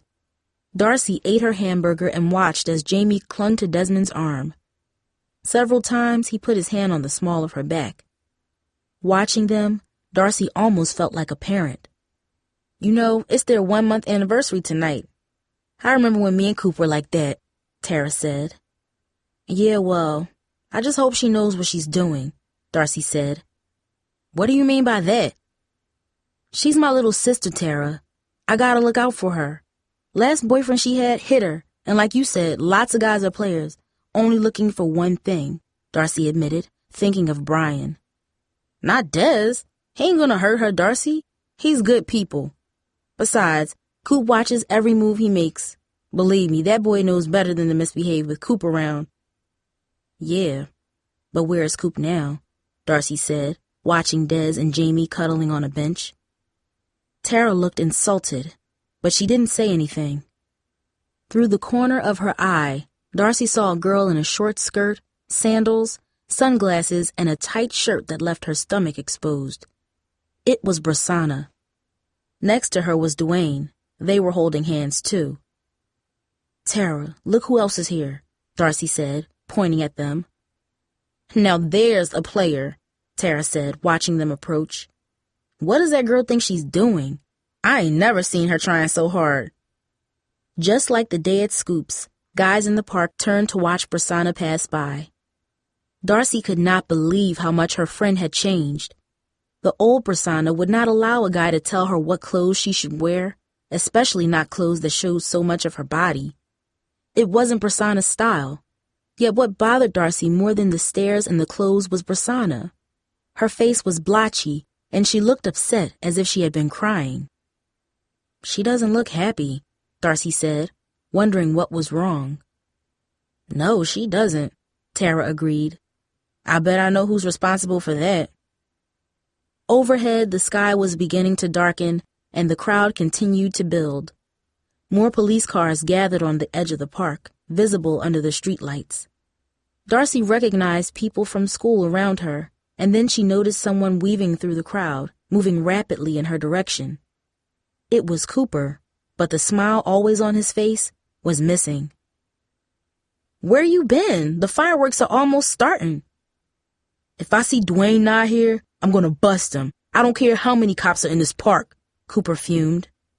"Dude blamed me for stealing $20 from the cash register. I know he took the money, but Mr. Nye wouldn't believe me. He made me clean up the whole shop to make up for it." Suddenly, Darcy heard a dull thud and noticed an orange fireball streaking like a comet into the sky. "Here we go," Troy said, moving closer to Darcy. "I love watching fireworks." Boom! The fireball exploded in a white flash with a blast like 100 gunshots, making the ground shake. The crowd cheered as the rumble of the blast echoed through the park and into the surrounding neighborhood. "Man, I don't even want to be here," Cooper said. "I already got a headache." "Just calm down and enjoy the show. There's nothing you can do now," Tara said. Kabam! Another explosion cracked the night sky. Cooper grabbed a soda from Tara's cooler and glared upward, taking a deep breath. Several smaller explosions thundered overhead, leaving fiery trails of shimmering green and red embers. In the flickering light, Cooper's tense face looked scary, almost demonic. Darcy shuddered. She had never seen him so upset. Everything about the night was making her edgy. Behind her, under a nearby tree, Darcy spotted Jamie and Desmond. They were kissing each other, stopping only occasionally to look at the fireworks. Darcy shook her head in silent disapproval. She wanted to drag Jamie home and tell Dad what was happening, but she couldn't move, and yet she couldn't stop staring. Part of her wanted to protect Jamie, but she knew Desmond was the nicest boy her sister had ever dated, and kissing in the park was normal. It was only kissing. Still, the scene disturbed Darcy, making her feel an uncomfortable mixture of concern, fear, and worry. Yet there was also a tinge of jealousy. She didn't want what Jamie had, not at all. Instead, she wished that she too could be normal like Jamie and feel comfortable with a boy. Yet now, after Brian, that seemed impossible. Even Troy standing beside her made her nervous. "Looks like they're making some fireworks of their own," Troy said, following Darcy's gaze. "You can't blame them, though." "I guess not," Darcy said, turning away from her sister and Desmond. She wished Troy would walk away and leave her alone. Above them, the fireworks were peaking, exploding every few seconds. Troy turned his attention back to the sky, and Darcy glanced at Cooper. Tara was rubbing his back, trying to calm him down. Darcy became aware that everyone else was part of a couple except her and Troy. He seemed to notice, too. "I'm really glad you came out today. I think I'd feel really lonely if you weren't here," Troy said. leaning close so she could hear him against all the noise. Darcy squirmed. "I know what you mean," she said. If Troy had been anyone else, Darcy knew she would just walk away. But he was Tara's cousin. She had to be nice to him. A sudden, rapid burst of smaller explosions signaled that the performance was coming to an end. But to Darcy, the show couldn't end quickly enough. Clouds of foul smoke from the fireworks hovered over the park like a mysterious fog, hanging right above everyone's head. Darcy felt Troy's hand gently wrap around hers. "Don't do this. Not now," she thought. "Please not now." Troy looked at her with a smile, his friendly eyes curious and sincere. Darcy could feel that Tara was watching her too, waiting to see what would happen. Tara's presence made her even more nervous. Darcy's stomach began to tremble, and she could feel sweat beading on her forehead and back.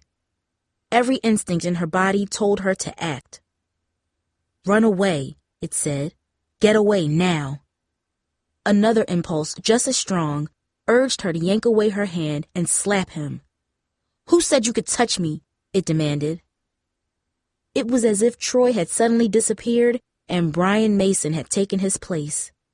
Darcy scanned the park, looking for an excuse to get away, to hide from the eyes that were on her, to remove herself from Troy's touch without making a scene. Suddenly, Cooper screamed out. "There he is! I gotta do this now!" he said, his voice recovering all the rage it had when he arrived straight from work. "No, Coop, let it go!" Tara urged, trying unsuccessfully to stop him. Darcy followed his glare and saw Dwayne Nye weaving through the crowd of people. Behind him, struggling to keep up, was Rosanna. Darcy could see tears in her eyes. Cooper was charging straight for Dwayne like a wild dog on the trail of its prey. "Coop!" Tara yelled. "Don't do it!" But Darcy knew it was already too late. Chapter 8. Darcy stepped away from Troy and watched Tara dash into the park after Cooper. "We better go after them," Darcy said, pulling her hand free. Troy nodded. Without another word, they followed Tara, who dodged through the crowd of people slowly exiting the park. Just ahead, Darcy could see Cooper shoving his way through the sea of people, just as he did when he played football for Bluford High School. "Slow down, Holmes!" someone yelled as Cooper passed, but he ignored the comment. He was a missile, streaking towards its target, but Tara was right behind him. "Come on, y'all, we gotta stop this!" she yelled. Dwayne and Rosanna were just ahead of them, walking along the street which bordered the park. Dwayne moved briskly as if he was in a hurry to get somewhere. Rosanna was behind him, struggling to keep up. Darcy could see her eyes glistening in the nearby streetlight. Cooper darted in front of Dwayne's path, blocking him from going any further. Dwayne's eyes widened as if he was caught completely by surprise. Rosanna's jaw dropped at the sight of Cooper, who glared menacingly at Dwayne. Darcy, Tara, and Troy arrived at the same instant, surrounding Cooper. "Come on, Coop, let's just go home. He ain't worth it," Tara said, grabbing Cooper's arm and trying to pull him away. He refused to budge. "What are you all doing here?" Rosanna asked, wiping her eyes and turning to Darcy. "What's going on?" "Your boyfriend owes me $20 and an apology. That's what's going on," Cooper said, scowling at Dwayne.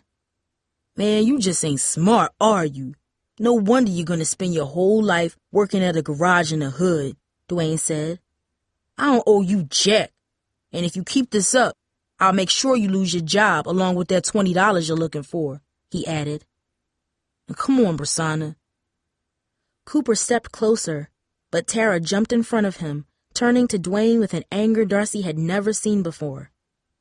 "Who you think you are, acting like you all better than everybody? Without your dad paying for your school and your car, you're just another punk with a big mouth," Tara said, putting her hand on her hip and shaking her head as she spoke. "And if you knew what was good for you, you leave Coop alone, 'cause he's the best worker your dad ever had. Girl, I don't know what planet you're from, but you better shut that fat mouth of yours if you know what's good for you." Cooper charged, but Darcy and Troy stood in his way, trying to hold him back. For a second, Cooper hesitated, and Darcy could see the veins bulging in his neck.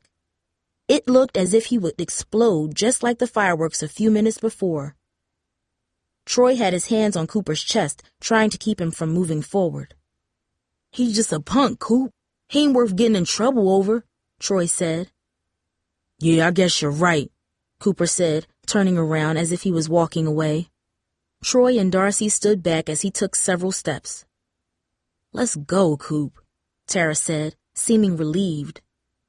"Yeah, that's what I thought you'd do," Dwayne said, a satisfied grin on his face. But then, with cat-like speed, Cooper spun around and lunged at Dwayne. Before anyone could react, Cooper slammed his shoulder into Dwayne's ribcage, tackling him to the ground. As Dwayne struggled to get to his feet, Cooper pounced on him, punching him twice, once in the face and then in the stomach. "Get off me!" Dwayne yelled, trying to protect his head from Cooper's punches. The word struck Darcy like an arrow to her heart. She had used the same words when she screamed out against Brian just before her father came and saved her. Now Dwayne, a guy she despised, was trying to save himself from Cooper, one of Darcy's best friends. It was as if the world had been turned inside out, and yet Darcy could not just stand there, not after what had happened to her. "Both of you stop it!" she yelled, rushing over and grabbing Cooper's shirt as he struggled with Dwayne. "You owe me $20, and if you don't give it to me, I'm going to take it," Cooper growled. It was like his rage had possessed him, taking away the Cooper Darcy knew and replacing him with this angry spirit. "Let him go, Cooper," Darcy said, unable to stop herself. Troy tried to grab her then, seizing her wrist and pulling her away. "Stay out of it, Darcy," he said. "It's dangerous." Though Darcy knew Troy meant well, his grip hurt her, triggering a memory of when Brian forcibly grabbed her wrist and demanded she calm down, even as he refused to let her go. The pressure of Troy's fingers clenched on her wrist produced the same pain, the same sensation, the same panic. She couldn't control the scream that suddenly roared from her lungs, the horrific flashback that replayed in her mind, or the sudden kick she sent into Troy's groin. It all happened in a blinding flash. "What's wrong with you?" Troy said as he sunk to his knees. "I was only trying to help." Cooper and Tara turned to face her. So did Brasana. Even Dwayne looked stunned. "I'm sorry," Darcy said, ashamed to look at them all. "I couldn't help it." Suddenly, a shaft of light beamed through the trees from the edge of the park. It swept left and right, casting long, eerie shadows of the trees and people in its path. "Cops!" someone shouted. "Oh, no," Troy said. "Man, get off me!" Dwayne hissed, wrestling beneath Cooper. "Coop, unless you want us all to get in serious trouble, you need to let him go. Now," Tara urged. Cooper stood up as the swath of light from the police car moved closer. He paused, staring at Dwayne, who stood up, rubbing his stomach. "Let's go, y'all. They're going to ask us a million questions if we stay here," Tara said. "Man, you might as well quit work tomorrow, 'cause I'm going to make sure you're fired," Dwayne said, glaring at Cooper. "What I should do is have them cops come over here and arrest you. Everyone knows you just jumped me for no reason," Dwayne said. "I didn't see nothing," Troy said. "Me neither," said Tara, who looked at Darcy as if she expected her to go along with the lie they were prepared to tell. "Yeah, well, Brasana is all the witness I need," Dwayne said. Everyone turned to look at her. "Let's just go, Dwayne. I don't know what I saw," Brasana said, wiping her eyes and walking away. "Girl, you're tripping. You know exactly what he did to me." The spotlight focused on a tree just 20 feet away. The edges of the beam were close enough that Troy had to step back. Tara nodded at Brasana and turned away. "We outta here," she said. "Come on, y'all." Troy, Cooper, and Tara started walking away briskly, and Darcy watched as Dwayne trailed Brasana, who headed off in the opposite direction. Girl, what's your problem? Dwayne demanded. You know exactly what my problem is, Dwayne, Rosanna replied, their voices growing more faint as they walked away. Darcy rushed to catch up to the group. She did not know what to say to Troy or to anyone else about what happened just moments earlier, though she knew she owed them some kind of explanation. Just thinking about how she screamed made Darcy feel stupid and embarrassed. When Troy grabbed her, something had snapped, revealing to everyone the fear that had until then been her secret. The scars of Brian's attack. Darce, you and me gotta talk, but let's save it for tomorrow. I think we all better get home before we get in more trouble, Tara advised, looking at Cooper, who was lost in his own thoughts. Watching him, Darcy thought he almost looked ashamed, as if he too had crossed a line he now regretted. Together, they walked back to the grill, cleaned up the remaining food, and quietly left the park. Tara led the way, making sure they walked slowly, careful not to attract the attention of police who watched the remnants of the crowd dispersing from the fireworks show.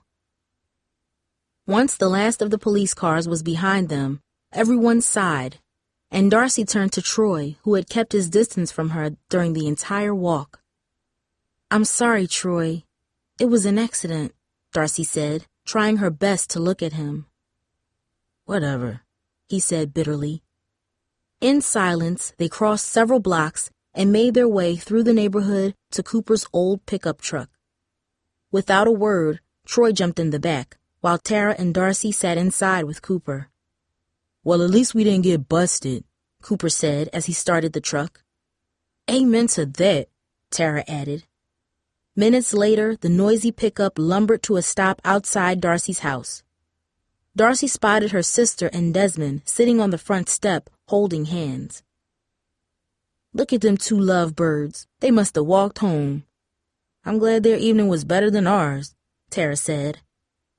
Yeah, but I think it's time for that evening to end, Darcy said, looking at her watch. It was almost 10:30. Jamie almost looked disappointed to see them, but Desmond stood up right away. Where were you? Desmond asked, looking at his brother. You just disappeared. I thought I was going to have to walk home. Get in, we're going home now, Cooper said, offering no explanation. Desmond seemed to sense his brother was serious. He said something to Jamie and dashed over to the truck. Darcy quickly got out and headed toward the house. I'll call you tomorrow, Darcy, Tara said as the old truck revved up and pulled away. Weren't those fireworks great? Me and Des had the best time, Jamie gushed. She spoke quickly, her voice so full of excitement. She didn't wait for Darcy to reply. And what about you and Troy? I saw him checking you out. He has a really cute smile. You guys look good together. Darcy took a deep breath and fought the urge to lash out at her sister. I don't have time for this right now. I've got to work tomorrow and I'm tired, Darcy said, walking into the house. Wait a minute, Jamie demanded, following her to the door of her room. You gotta tell me what happened with you two tonight. Did you at least like him? Jamie asked. Suddenly the phone rang. Jamie rolled her eyes but then raced back to grab it. Darcy fled to her bedroom, eager to get away from her sister. She knew Jamie hadn't seen her kick Troy, and she hoped to keep it that way. But a second later, she heard Jamie in the hallway. It's for you, Darcy. It's Prasanna. She sounds upset. Darcy opened the door and took the phone. Prasanna? I need to talk to you, Darcy, Prasanna said, her voice shaky. Where are you? Did he hurt you? Darcy asked, imagining her old friend fighting off an attack like the one she faced. No, he didn't hurt me. I'm home. But I think... Prasanna's voice cracked, and Darcy heard her blow her nose. Can you meet me tomorrow? I don't want to talk about this over the phone. Yeah, I'm working tomorrow, but I get my break at 4. I can probably get someone to cover for me for an hour or so. If you want to see me sooner, maybe I can... I'll meet you at 4. I gotta go. I can't talk now. The phone clicked and then went dead. Prasanna had abruptly hung up. Darcy could almost picture her sitting somewhere alone, crying. What did he do to her? Darcy wondered. She could feel rage in her chest, anger at guys who hurt girls, guys who dealt with their problems by taking them out on those around them. Yet even as she thought about Prasanna, Darcy remembered Troy. He had been completely innocent, and she had lashed out at him for the same reason, hurting him because someone once hurt her. It was a cycle of pain that needed to stop. Darcy knew she needed to talk to someone, at least to her parents, maybe to Tara, but the idea of admitting her fears, of exposing how weak and vulnerable Brian made her feel, was almost too much to bear. It made her feel like a helpless child. Her face burned with shame as she returned the cordless phone to the kitchen. "Is Prasanna okay? I never heard her that upset," Jamie said when Darcy hung up the phone. "Yeah, she's fine, Jamie. Don't worry about her," Darcy lied. She knew better than to tell Jamie anything about her friends. If she did, the whole neighborhood would know about it in a few hours. Jamie loved gossip. Jamie looked insulted, but Darcy rushed by her, hoping to get back into her room before her sister could say anything. As she got to the door, Darcy could hear Jamie's footsteps behind her. "Darcy, you never answered my question. How did it go with Troy?" "I told you, I'm tired. I'm going to bed," Darcy replied. "Darcy, what is your problem?" Jamie asked, putting her hands on her hips and raising her voice. "You got nothing but attitude anymore. The way you look at me, it's like you can't stand me or something. You act like I'm doing something wrong even though I'm not." Darcy knew there was truth in Jamie's words, but she wasn't ready to talk about it. Not now. Not after hearing Prasanna weep or seeing Cooper beat up someone in the shadows of the park. Not after what she had done to Troy. "Good night, Jamie." Darcy closed her bedroom door in Jamie's face, leaving her standing in the hallway alone. Jamie cursed angrily and stormed away. Darcy heard her bedroom door slam shut seconds later. She turned her lights out, guilt hanging in the air like a heavy cloud of smoke. Chapter 9. "What'd you do last night, Darcy? Did you see fireworks?" Haley asked. She and Darcy arrived at Scoop's at the same time, 11:55. Haley was already wearing her green apron. "Yeah, you could say that," Darcy replied, putting on her Scoop's visor. She was still tired from the night before. It had been another night of tossing and turning, but instead of nightmares, Darcy simply could not relax, her mind spinning with echoes of Prasanna's pained voice and images of Cooper's rage. "Me too. I met the coolest guy. His name's Greg. He's so cute," Haley beamed. Darcy turned away so Haley wouldn't see her roll her eyes. "That's great," she said, trying her best to sound sincere. Before Haley could say something else, Darcy grabbed a dishcloth and started cleaning and straightening up the counters. She was not in the mood for small talk, especially not about boys. By 3:30, Darcy had managed to sweep the floors, scrub the counter twice, clean the windows, and replenish the supplies of napkins and plastic spoons. Tamika seemed delighted at her work, complimenting her several times. "Darcy, you gotta stop working so hard," Haley joked at one point. "I'm getting tired just watching you. Besides, you're making me look bad, too." "Listen, Haley, I need a favor. I gotta step out at 4 o'clock for a little while. Can you cover for me?" "Yeah, I guess so. I mean, you did everything already," Haley said, pausing to study Darcy's face. "Is everything okay?" "Yeah, everything's cool. Thanks, girl," Darcy said, annoyed that she had to tell another lie. At 3:55, Darcy spotted Prasanna coming up the street. She was dressed in jeans and a navy t-shirt, nothing like the clothes she had been wearing in recent days. Yet her face looked almost gray, and her eyes were swollen and puffy as if she had been crying. Darcy had never seen her look so weary. "Haley, I'm taking my break," Darcy said, heading out to meet her old friend. "Hey, Darcy," Prasanna said, wiping her eyes. "I'm sorry I'm taking you away from work. I just didn't know where else to go." "Please, it's no big deal, Prasanna." You're more important to me than a job, she said, meaning every word. Darcy led Brasana around the corner and headed into the alley behind Scoops. It was much quieter than the main street, though from the pained look on Brasana's face, Darcy figured it almost didn't matter where they were. Brasana, what is it? What's wrong? I need you to promise me you're not going to judge me or tell anyone what I tell you. Darcy paused. How could she promise if she didn't know what it was? And yet, how could she say no to Brasana, who looked more desperate than ever? Okay, she said, I promise. Brasana shook her head, but kept her eyes focused on the ground. Darcy, I really screwed up, she said. You can't tell anyone, not even my mom. I won't, Briss. What is it? Darcy asked. I think, Brasana stammered, looking all around as if she was afraid someone was listening to her. I think I'm pregnant. Pregnant? Darcy repeated, louder than she meant to. Why don't you just scream it to everyone? Brasana yelled. Please, Darcy, don't freak out on me, 'cause if you do that, I don't know what I'm gonna do. Brasana's voice struck Darcy. It was sad and defeated, almost like she was begging. Darcy could hardly believe her ears.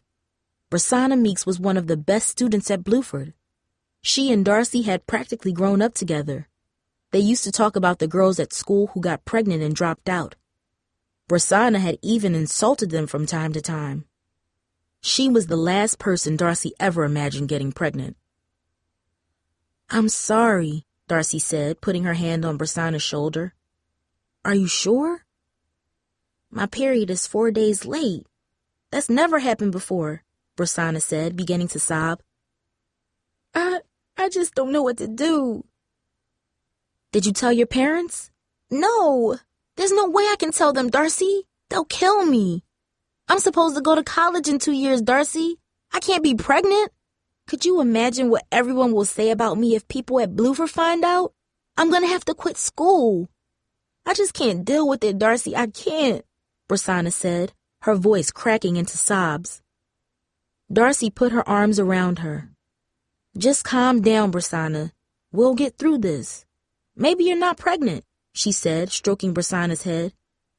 I'll run to the drugstore and get you one of those home pregnancy tests and... No, Brasana interrupted. I tried one of those things and I spilled it on the bathroom floor. It was a mess and I couldn't even read the results right. If I go through that again, I'm going to lose it for real, she said, wiping her eyes. Darcy gently rubbed Brasana's back, the news washing over her in waves. If I am pregnant, it's Dwayne's baby, Brasana continued, blowing her nose. I know I shouldn't have listened to him, Darcy, but he was just so nice to me.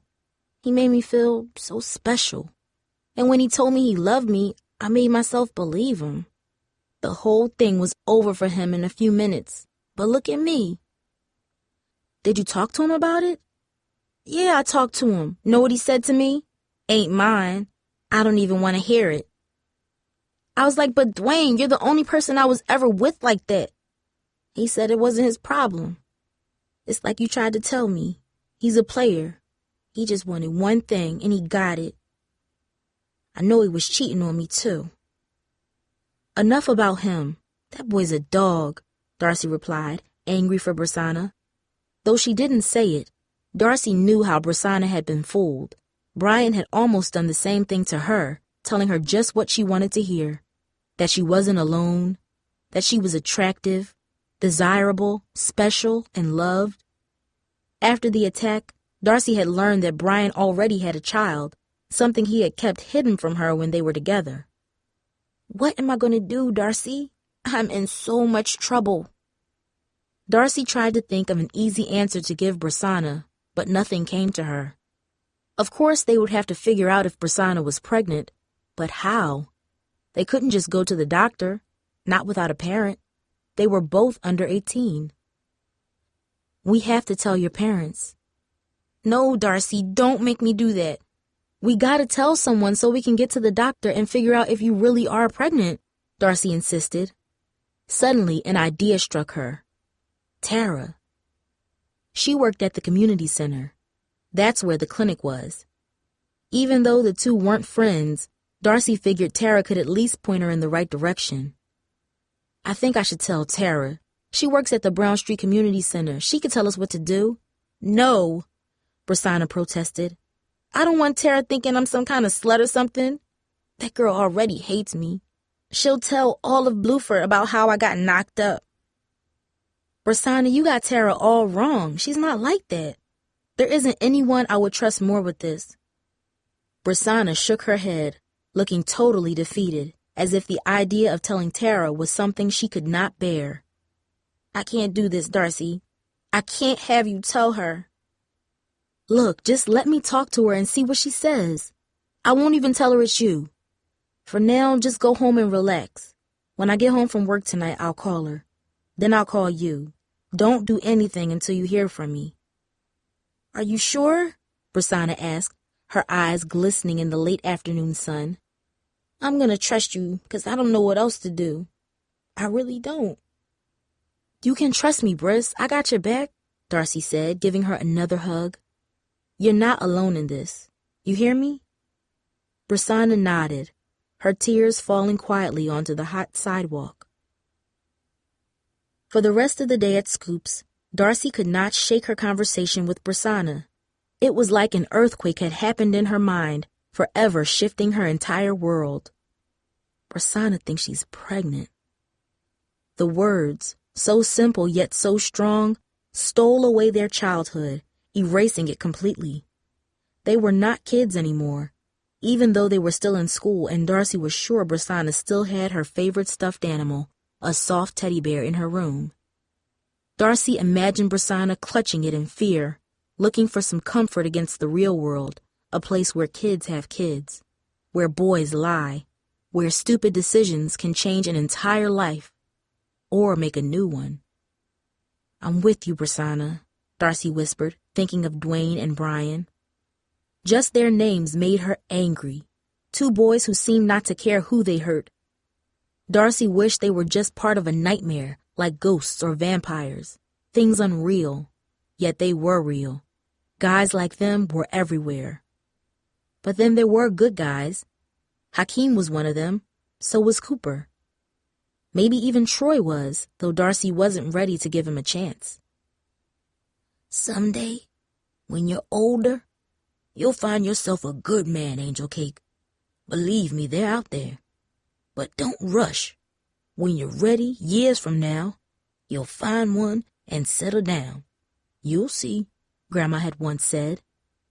It was a conversation they had in the park over a year ago, before Darcy had dated Hakeem, months before Dad returned. At the time, it made Darcy uncomfortable, like the discussions in health class about condoms and periods. It was just too much. Now, Darcy could never imagine herself settling down with anyone. Grandma's words seemed to describe some other world, a place Darcy didn't know, free of Dwaynes and Bryans, free of fathers who leave home for 5 years, free of the nightly crying and tension she had witnessed in her house during the past few weeks. I can't wait to see Greg again, Haley said, jarring Darcy from her thoughts. She took off her apron and visor. I'm happy for you, Darcy mumbled, looking at the clock. It was 8 o'clock, the end of their shift. Darcy felt a nervous tremor in her stomach. Tara would be home already. Darcy rushed home to call her. There you are, Dad said as soon as Darcy walked in.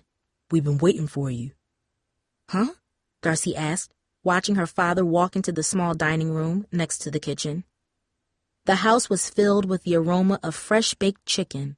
It was one of Dad's specialties, a dish he learned to cook in the years he was away from the family. Yet such meals were usually for special occasions, not a regular weeknight, especially not this late at night. What's going on? Darcy asked as she reached the dining room. To her surprise, Mom was seated at the table, which was crowded with plates and bowls. One large dish contained a steaming chicken, golden and fresh out of the oven.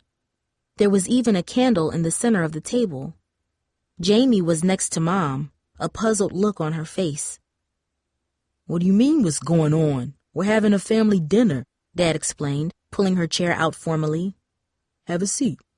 Darcy sat down and looked over at Jamie, who shrugged her shoulders slightly, signaling that she too was confused. Across from Jamie, Mom looked tense, tapping her fingers on the table nervously. Mom, you're never home this early. I thought you wouldn't be here until 9. I came home early.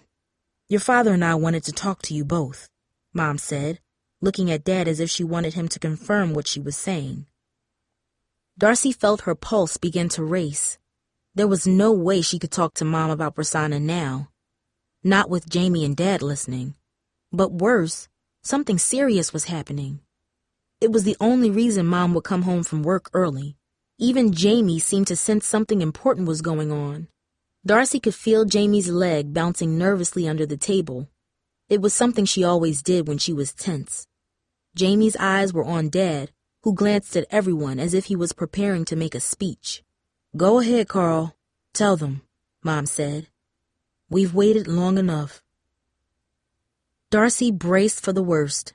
This had to be what Mom had been upset about for so long. The strange problem that kept her parents up each night talking.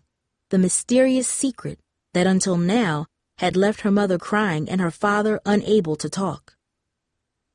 Dad took a deep breath and cleared his throat. Darcy tried to guess what was happening. Was it that he was fired and they were going to have to sell their house and move back to the apartment? Was it that Dad and Mom's decision to get back together wasn't working out? Were they going to separate again? Darcy glanced back at Jamie, whose eyes were focused, unblinking on Dad's face. Your mother and I have something important to tell you. Something that's going to change a lot of things around here, Dad said. It's not anything bad, is it? Jamie asked. Darcy said, No, it's not bad, but it's not going to be easy for any of us, and we're going to need both of your help. Is everything okay? Is someone sick? Darcy asked, totally confused. No one's sick, Darcy, Mom cut in. We're expecting a baby. I'm pregnant. Darcy's jaw nearly detached from her skull and tumbled to the floor. What? For real? Jamie screamed, standing up from the table as if she couldn't contain what she had just heard. Are you serious? She's serious, all right. Your mama's already 2 months along. She's due in February, Dad said, his face breaking into a smile. You two are going to be big sisters. Darcy sat back, unable to comprehend what her parents just said. Her hands pressed to her cheeks in shock.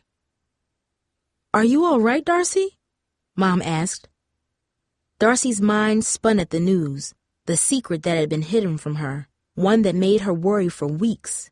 She almost felt as if her parents had lied to her. As happy as she was with the news, she was also overcome with relief and hurt, and her own secret, suddenly thawed by emotion, burned painfully in her chest, ready for release. No more lies, she thought. No, Mom, Darcy admitted. I'm not all right. Chapter 10. Everyone at the table turned to Darcy as if she had screamed out a curse in the middle of dinner. Darcy, what are you saying?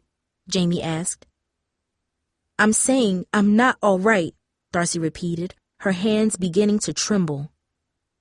What about that didn't you understand? Darcy, you got problems, Jamie protested. This is the best news ever. Why can't you just be happy for once?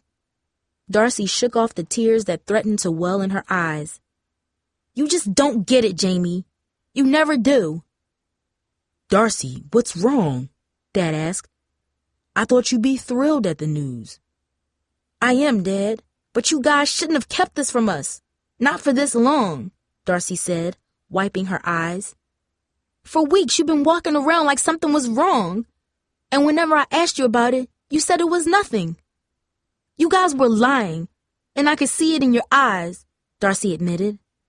I was worried, like maybe you two were about to split up again or something.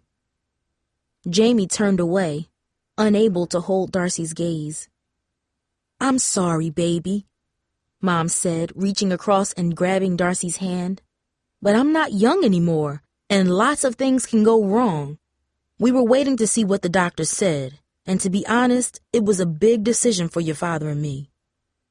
It's a big decision for all of us, Darcy countered.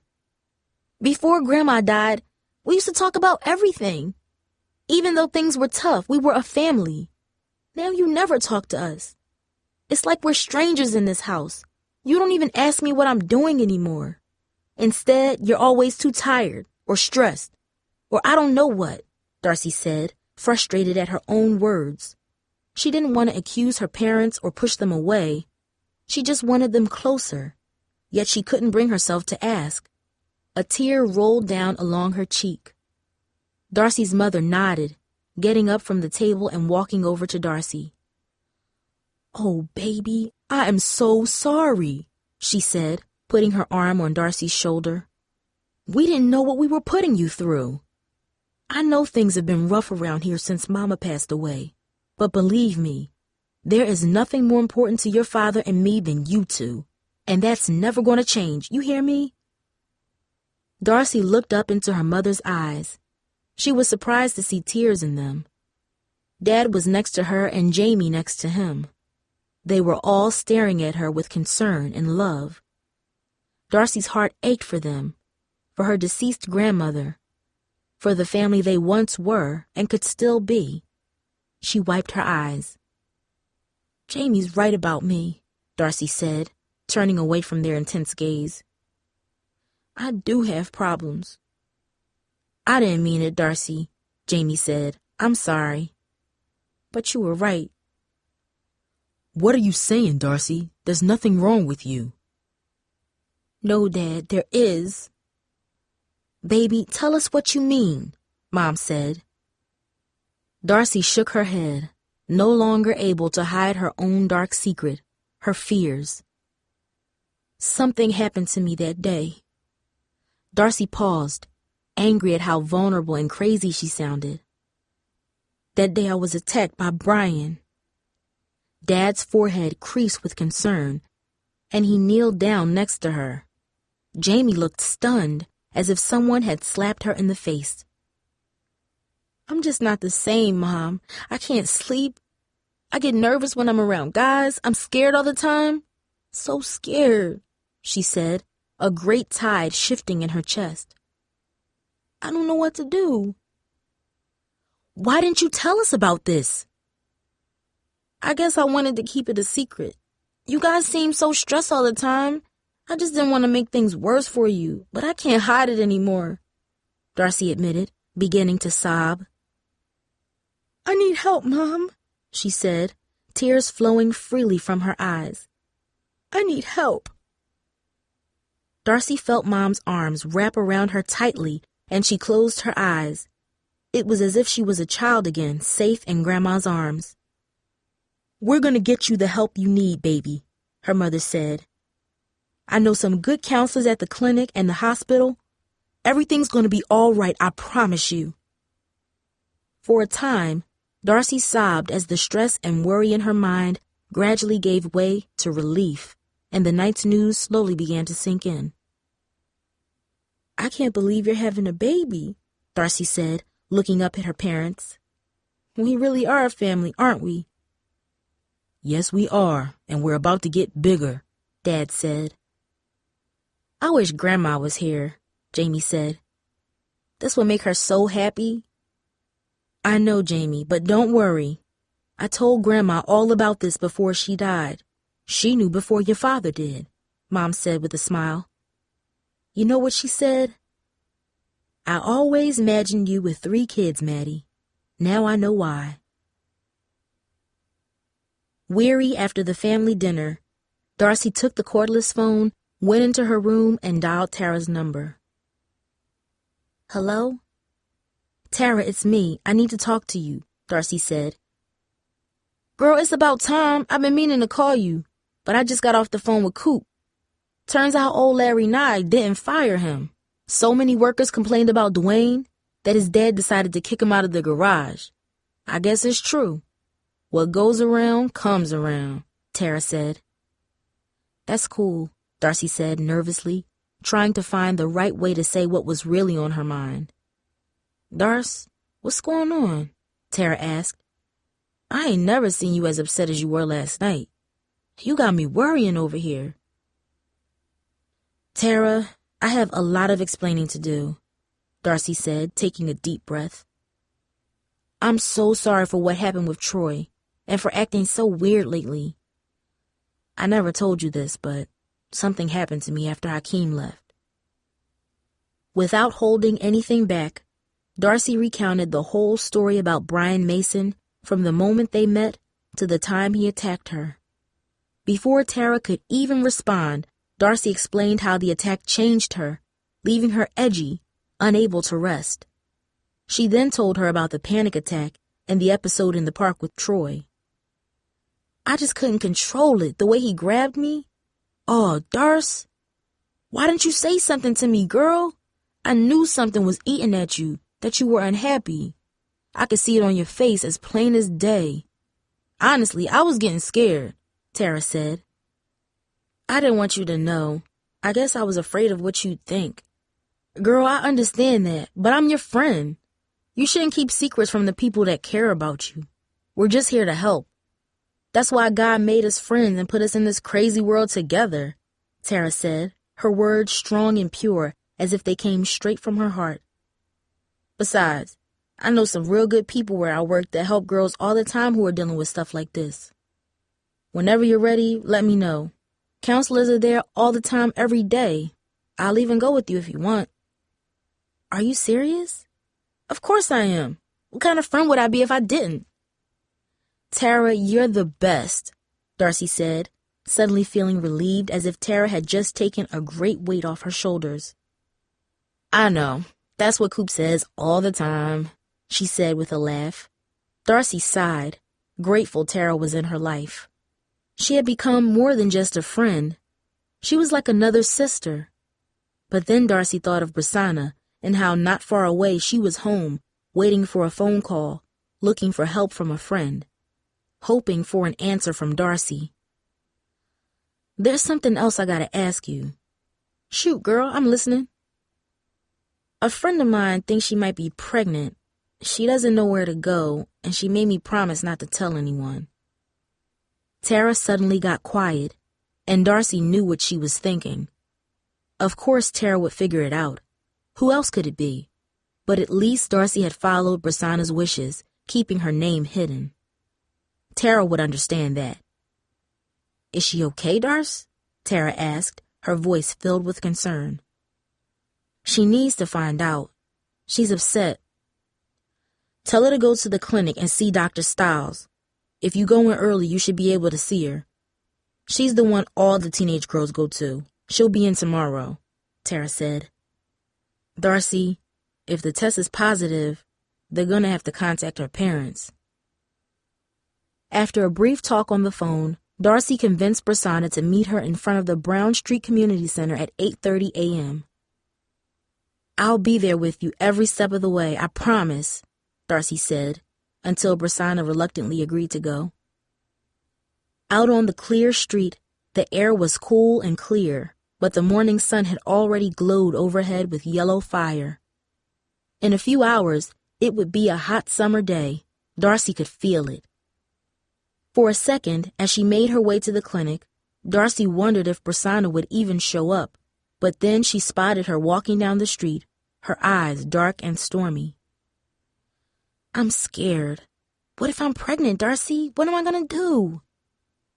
Let's just wait and see what happens, Darcy said as they walked into the glass and stucco building.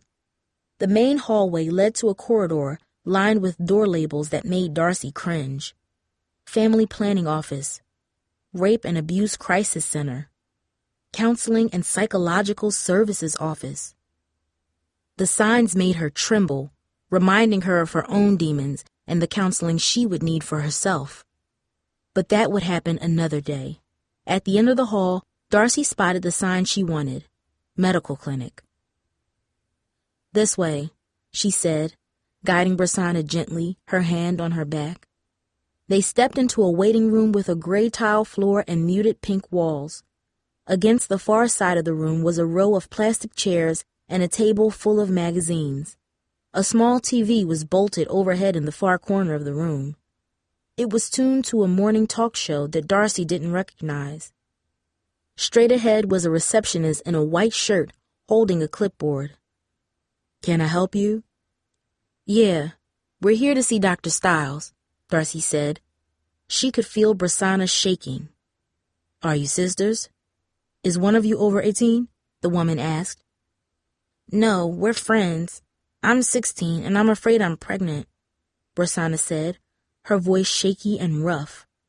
"Can I please see the doctor?" The receptionist nodded understandingly. "Normally we don't see people who are under 18 without a parent, but I'll see what the doctor says. For now, fill these out," she said and handed Brasana some forms.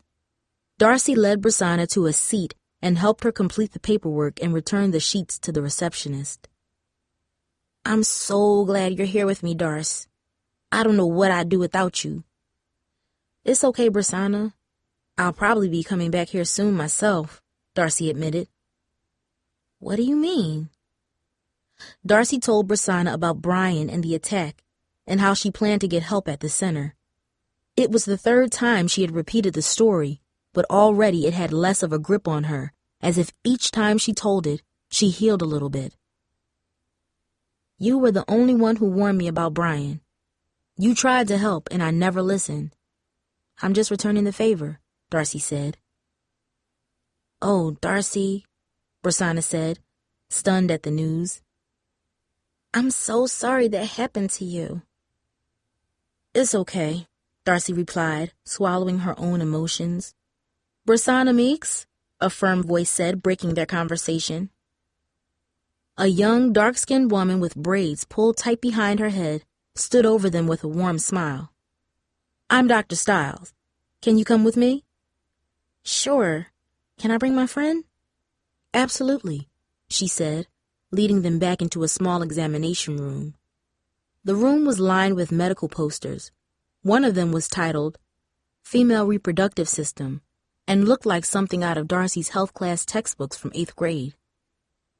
"So tell me why you're here," Dr. Stiles said, directing Brasana to sit on the room's small examination table. "I think I might be pregnant. I was with this boy. We weren't careful, and now my period's 5 days late," Brasana said, as if she was ashamed. Dr. Stiles nodded thoughtfully and quickly examined Brasana, listening to her heartbeat, taking her pulse, and checking her eyes, ears, and throat. "Let me guess," she added.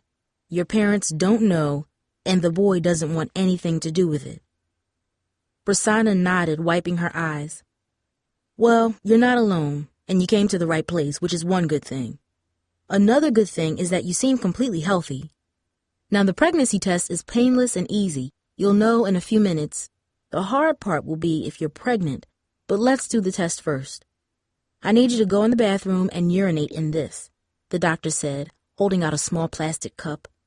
Brasana looked squeamish, but took the cup and headed to the bathroom. A moment later, she came out with the cup, and the doctor took it and disappeared. "I'm so scared, Darcy." Darcy put her hands on Brasana's back reassuringly, though she was worried too. Dr. Stiles returned after a few minutes. The room suddenly felt charged, like the sky a second before a lightning strike. "Brasana, have you been nervous the past week or so?" "Yeah, why?" "Because your test came back negative. You're not pregnant. Sometimes if you're really nervous or upset, you can make your period irregular. If you don't get it in a week, I want you to give me a call," the doctor said. "You mean I'm not pregnant?" Brasana asked, as if she didn't believe the words. Darcy sighed with relief. "Nope, but if you keep doing what you did, you will be. I see too many girls your age in here each day not to use my time to give you a little advice. First of all, you don't have to have sex. No one ever got hurt from waiting a while. At the very least, if you're thinking about sex, take the time to make sure you know the person you're with, to make sure he deserves you and isn't using you. And if you do decide to have sex, Never do it without protection. Besides pregnancy, there are diseases and young people just like you get sick every day for no reason. We don't need any more suffering in this world. You gotta be careful. And one last thing. If some boy starts telling you he loves you so he can get busy, you need to get away from him, because if he truly loved you, he wouldn't be pressuring you like that. Got it? Prasanna nodded. Good. Now we got counselors across the hall you can see if you want to talk to someone. And you can always find me here if you have questions. But to tell you the truth, it would make me happiest if I saw you in 5 or 10 years with a good man at your side, she said with a smile. Then pregnancy will be what it was meant to be. Good news. You hear me? Thanks, doctor, Prasanna said, as if she had suddenly been freed from prison. As they left the office, they passed through the waiting room. Several young women waited anxiously in the plastic chairs. One teenaged girl was seated exactly where Prasanna had been when she first came in. An older woman, probably her mother, sat next to her. Neither of them said anything, but neither of them had to. Darcy knew exactly what they were there for. So did Prasanna.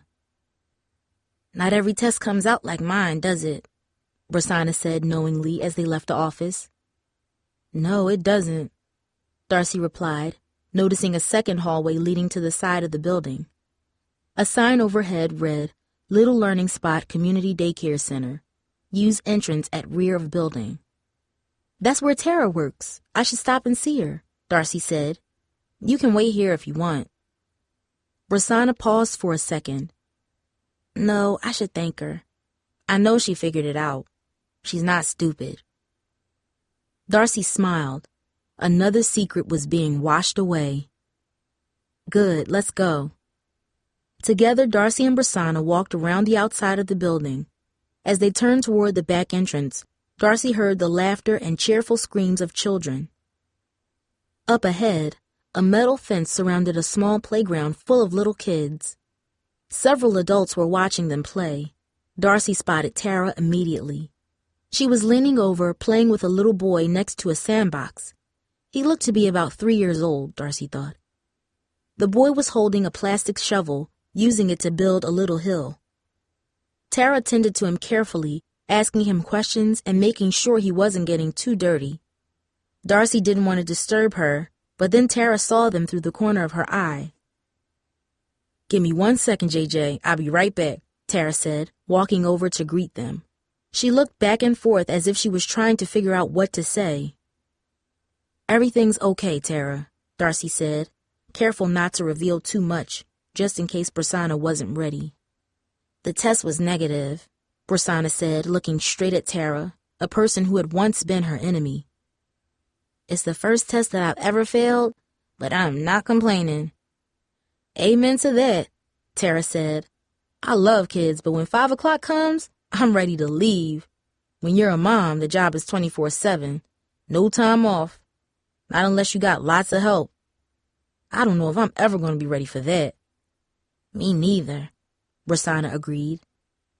JJ tossed a shovel of dirt onto his pants and grinned as if it was exactly what he wanted to do. Tara shook her head. Well, while you two are waiting for your own kids, you can come to my house, Darcy said.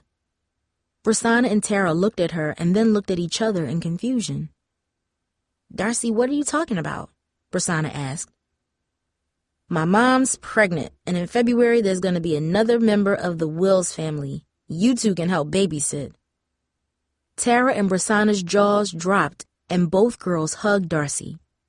Congratulations! They cheered together. Darcy closed her eyes, squinting back tears and enjoying the embrace. The summer's secrets had finally lost their grip. The distance that once separated her from her friends and family had vanished like fog beneath the bright sun. While the scars from Brian's attack lingered, Darcy knew she would spend the summer dislodging them. She would heal. Looking at the warm smiles on her friends' faces, Darcy heard Grandma's words echo like music in her heart. Everything's gonna be okay, Angel Cake. You'll see. You're gonna be just fine. And for the first time since the summer began, Darcy knew the words were true. This has been a Townsend Press production from the Bluford series of books, Summer of Secrets by Paul Langan and read by Shayna Walker. This audiobook was produced by Audiobright and features the music of Kenyon Whittington. For more information, visit our website at townsendpress.com.